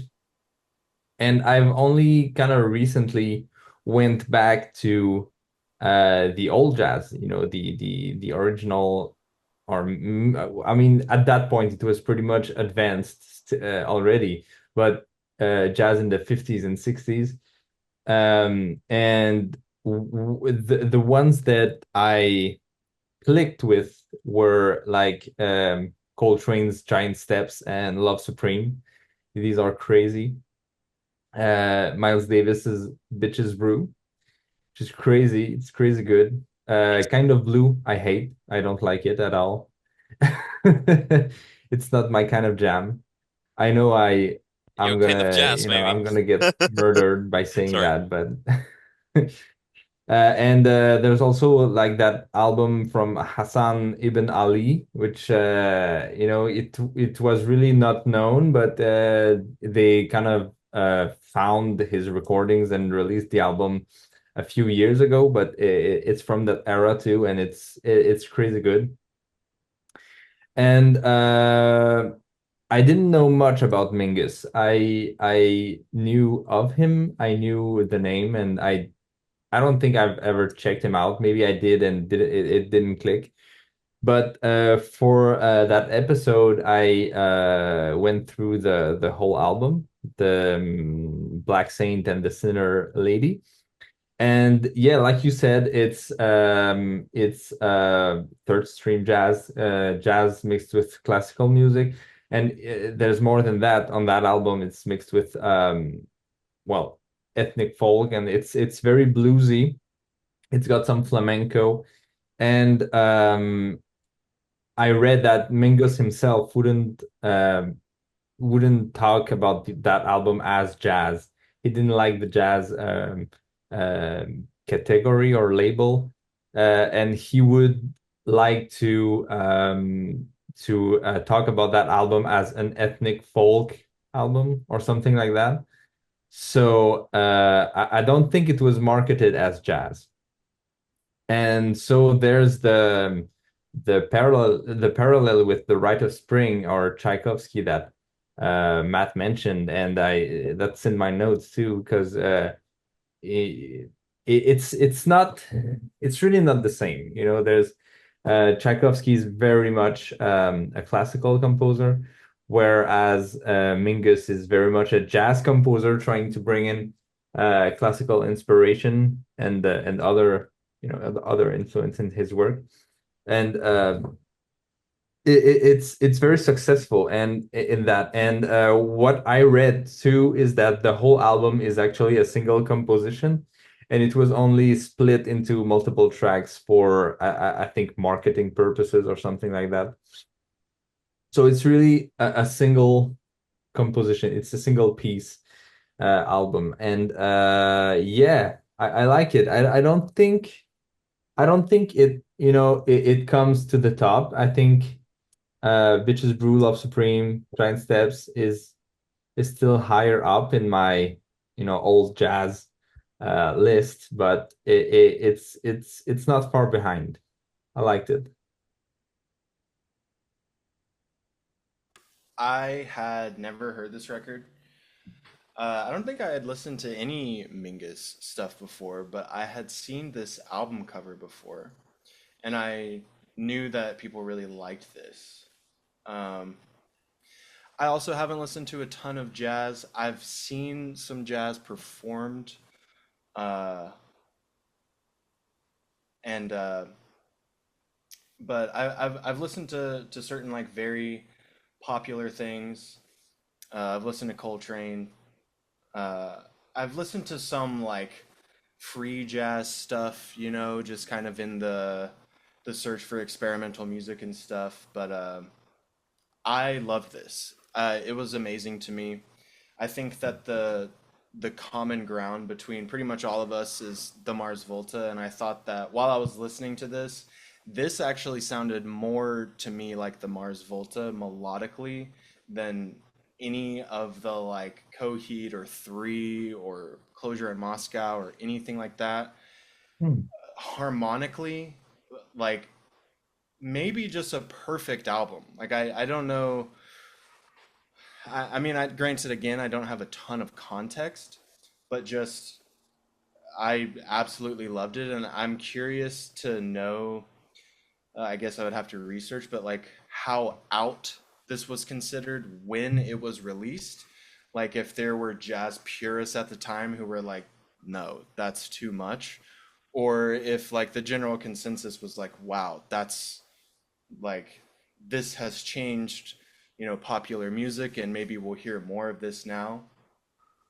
Um, and this is potentially an entire different conversation, but the way that also just jazz in general is able to make dissonances very beautiful and accessible. It makes me think of, like there's the huge trend in metal music right now of like, oh, this is dissonant black metal. I've always thought that that is, again, maybe it's me being pedantic, but that's not the right, it's like not right to say that in a way, because like That's not if a something, genre. well, it's like, is it really dissonant if you establish this melodic language or this like melodic Mhm. framework in the first place? Is it really that dissonant if everything sounds like it belongs with each other, even if it does have like minor second or minor ninth and shit like that? It's hard to make something that feels truly like that shit does not belong with each other. And in like, dissonant black metal stuff today, everything sounds like it belongs. Like things don't really clash other than just, you get these weird like harmonic series like, oh, I played A and A sharp at the same time. Yeah, it doesn't sound like it belongs together if there were no context around it, but it always has context, and to me it sounds cool. And this is just like there's dissonance everywhere. It's and it's beautiful. It's like presented totally perfectly the entire time. I listened to it on Spotify, so it was only 4 tracks. So the last track is just 20 minutes long. Totally amazing. Um, it's also interesting knowing that Charles is a bass player Mhm. and okay, opposite of Spiral Architect. He was Spiral Architect's like, I'm a bass player, fucking turn that bass up. Charles is like, yeah, I'm a bass player. You don't need to hear me 24/7. That's not what it's about. He has some albums that where his bass is really, really loud, trust me. Oh, Gotcha, trust gotcha. me. But yeah, it was amazing. I really really liked it. It was so good. So good. The second track specifically, at least on the Spotify version, Duet Solo Dancers, where there's this like very soft, flowy intro, but there are these interruptions of the da da da da da is like, dude, it's fresh today. It's Yeah. fucking awesome. Yeah. It's amazing. I thought I finished that album and also too, like not even needing vocals all the time to be like, it makes you almost want to cry. It feels so moving. I finished the record and I was just like, I think that was just perfect. I don't know if I have any complaints. And Bishop uh discovers jazz. yeah, or at least jazz that's not like, the point of it is not to be abrasive. Because I think that that's like concept over listenability. It's cool, like Machine Gun. I don't know if that's Ornette Coleman. No, that's Peter Brosman. My bad, my bad, my bad. That's okay. But this is I yeah, didn't it felt like a perfect combination of function and form. I loved it. It was awesome. I gotta listen to more of his stuff because that was a great choice. And I, like I said, when I finished it, I was just like, I have zero complaints. Super good. Wow. I I also hadn't heard this before, and I don't really listen to much jazz. But this made me want to listen to more jazz and listen to more Mingus. I also enjoyed it. I actually downloaded the high res files to listen to on a player, a high res player, and you can just hear so much in the music. And I might even try to get this on vinyl at some point too, just to have it in my vinyl collection and listen to it that way. But it's just the kind of album that you can just put on and just get lost in, just kind of have it be your full focus and just kind of get immersed in it. And I really liked the medley of parts D through F. The last track is just so so huge, such an amazing piece of music. I really enjoyed it. Super good. Really good, yeah. Cool. Did we make it through? I think so. Damn. Think so. Yeah, that's it. Oh my gosh. Crazy. So, hey guys, Matt and Jeff, you received your books, right? Our copies of Lou. Yeah, yeah, Awesome. Yeah. Nerds. Super excited to dive in. yeah. Have you started it, Matt? Yeah. You started reading I it? read a couple chapters of it and I keep meaning to read more, but I get distracted. And Yeah, I think I got through the prologue Yeah. in the first chapter, so What's your thoughts? I'm a little. Yeah. I'm interested. I'm definitely into the it. first chapter is a lot of setup. Yeah. It's like the necessary backstory before we can really get into telling the story. So I am Oh, so excited wait, to read past Nacho that. is not aware of anything. I'm So clueless. that's the book written by the singer of Azure. Oh, look at Yeah. that. Yeah. It's the accompanying book of Fim. Yeah, the album from Azure. Yeah. Yeah. Interesting. Interesting. Yeah, so I brought that up on the earlier podcast and they they both bought it. Lovely. I'm I gonna get a ordered it through my commission. local bookstore. I got it on Amazon. They had to go special order it through some website because it wasn't in their database of Oh books yeah. that they normally order from. Wow. Awesome. So yeah, tell me more when you've read it. Sure. And yeah, Yeah. so do we do an outro or something? Or is that how does that work? I didn't reach the outro on the podcast that's out. It's just like fade out and music. We just kind of say, I think the first episode we kind of like say our thoughts on like or kind of closing thoughts on like something we want to say to the audience, something like that. But I don't think we really need to Yeah. do that Been here every 3.5 episode. hours. No one's still watching. It doesn't matter. Yeah. Just No. go black For screen right those who now. are All right. watching, we salute you. We could just say goodbye and have that be it. All right, so I think next time it's gonna be a quarterly episode.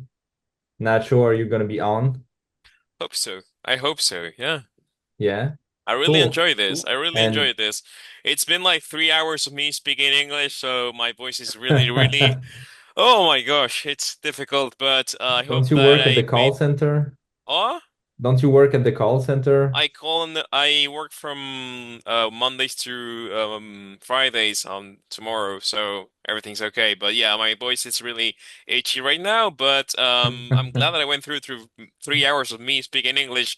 I hope I made myself clear because I know that Yeah, I study English and Totally. everything. No, it's great Totally. to have you on. Yeah. Thank it you. was amazing. And Yeah, yeah, well, I was just saying next time is gonna be, I guess, in October for the so we each kind of decide on an album that's released between July and September inclusively. okay.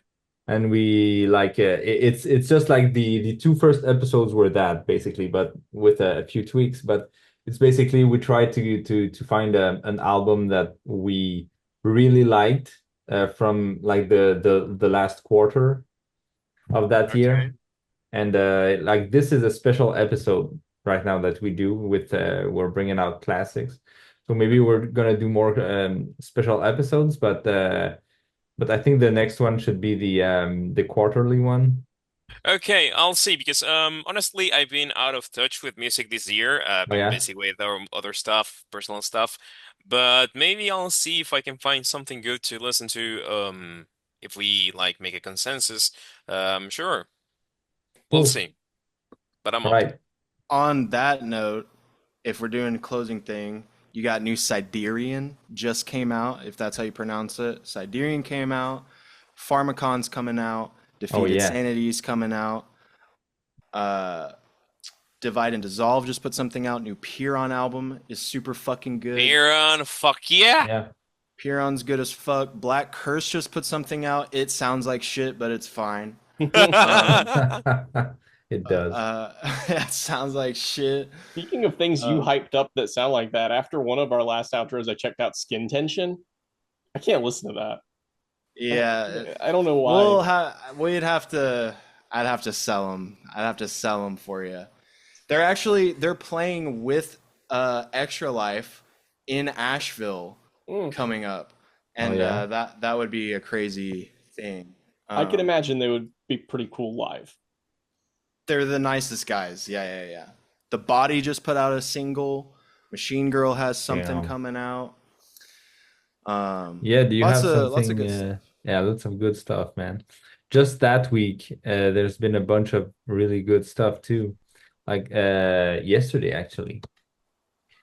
Like there's that Kanehurst band that's like I think it's kind of Scrams, but based on vampires or something like that. It's I like the aesthetic. I like the band too. It's very good. Also, and you consider the Source prog rock uh folk thing, I guess. Sure. I'm waiting for the new Fight the Hierophant album. The what? Fight the Hierophant. Oh yeah. When is that? I have no idea. It's It's close. soon, I right? think it's either this month or next month. I don't know, but There's I need also it. the new I, Firtan, which is like atmospheric black metal, came out yesterday. Con Um, Concrete Winds, I think, is actually the best recent thing. in my opinion. Concrete Wings? Concrete Winds. Wins. I don't know that. Nails put out a record. It's Share weird. it. It's like feels like anti-woke hardcore, which is like not Nails unusual. being nails since Yeah. 2010. I mean, come on. Yeah, it's like facts don't care about your feelings grind, which is like incredibly lame and embarrassing. But sounds There's- good. Yeah, Sounds there's a fun. new Colin Stetson too. Oh my God. Like, another one? Yep. Dude, the guy can lay the sax down. Jesus. And a new Zeitgeber. That's an incredible band. I love it. Check it out. Best thing I've found in the last couple of weeks is the new Papangu. Speaking Oh, of yeah. metal that is incorporating Yeah. jazz the right way, there's a lot of like Yeah. Brazilian samba in their Zool metal thing, so I'm a big fan of that. Oh, speaking of that, I'd like to talk about the new Utopianisti. Do you know that band? Yeah, heavy sax stuff. Yeah, but he released he's like a Finnish dude uh playing prog music. But his new album is basically Afrobeat Hmm. and it's fucking incredible. Nice. It's fucking good. Nice. New It's Sur just so Austro good. album. New Sur Yes. Austro album. Yeah. Yes. Why didn't I I have that on my I stream sheet? didn't like like it that much. I'm sorry to interrupt. I'm going to the fair soon in All like right. a little less than 2 hours. So I gotta dip out of here. I gotta go to Yeah. the fair and hopefully think I it's don't fair. die. Yeah. So Let's if I die, then make sure to mention Piron on the next episode because it's we're really gonna good. do a memorial thing. Yeah. Okay. Okay. Black and Sounds black good. and black and white screen while listening to Yeah. Peron. Like 1 second of silence for Bishop. One And then- second. And then 1 second, and then the Imperialized place, and you have meddled with the primal forces of nature, and you will atone. What I are you like a talking moment about? of silence, and it's really just a moment. It's like, let's take a moment of silence. All right, that's Okay. over. All right, here you go, play. Okay, good. Okay. Well, thanks, guys. That was very, Yeah. very fun once again. My pleasure. So, Yeah. Thank you for inviting me. yeah. So let's meet Yeah. next time. Bye. See ya. Bye.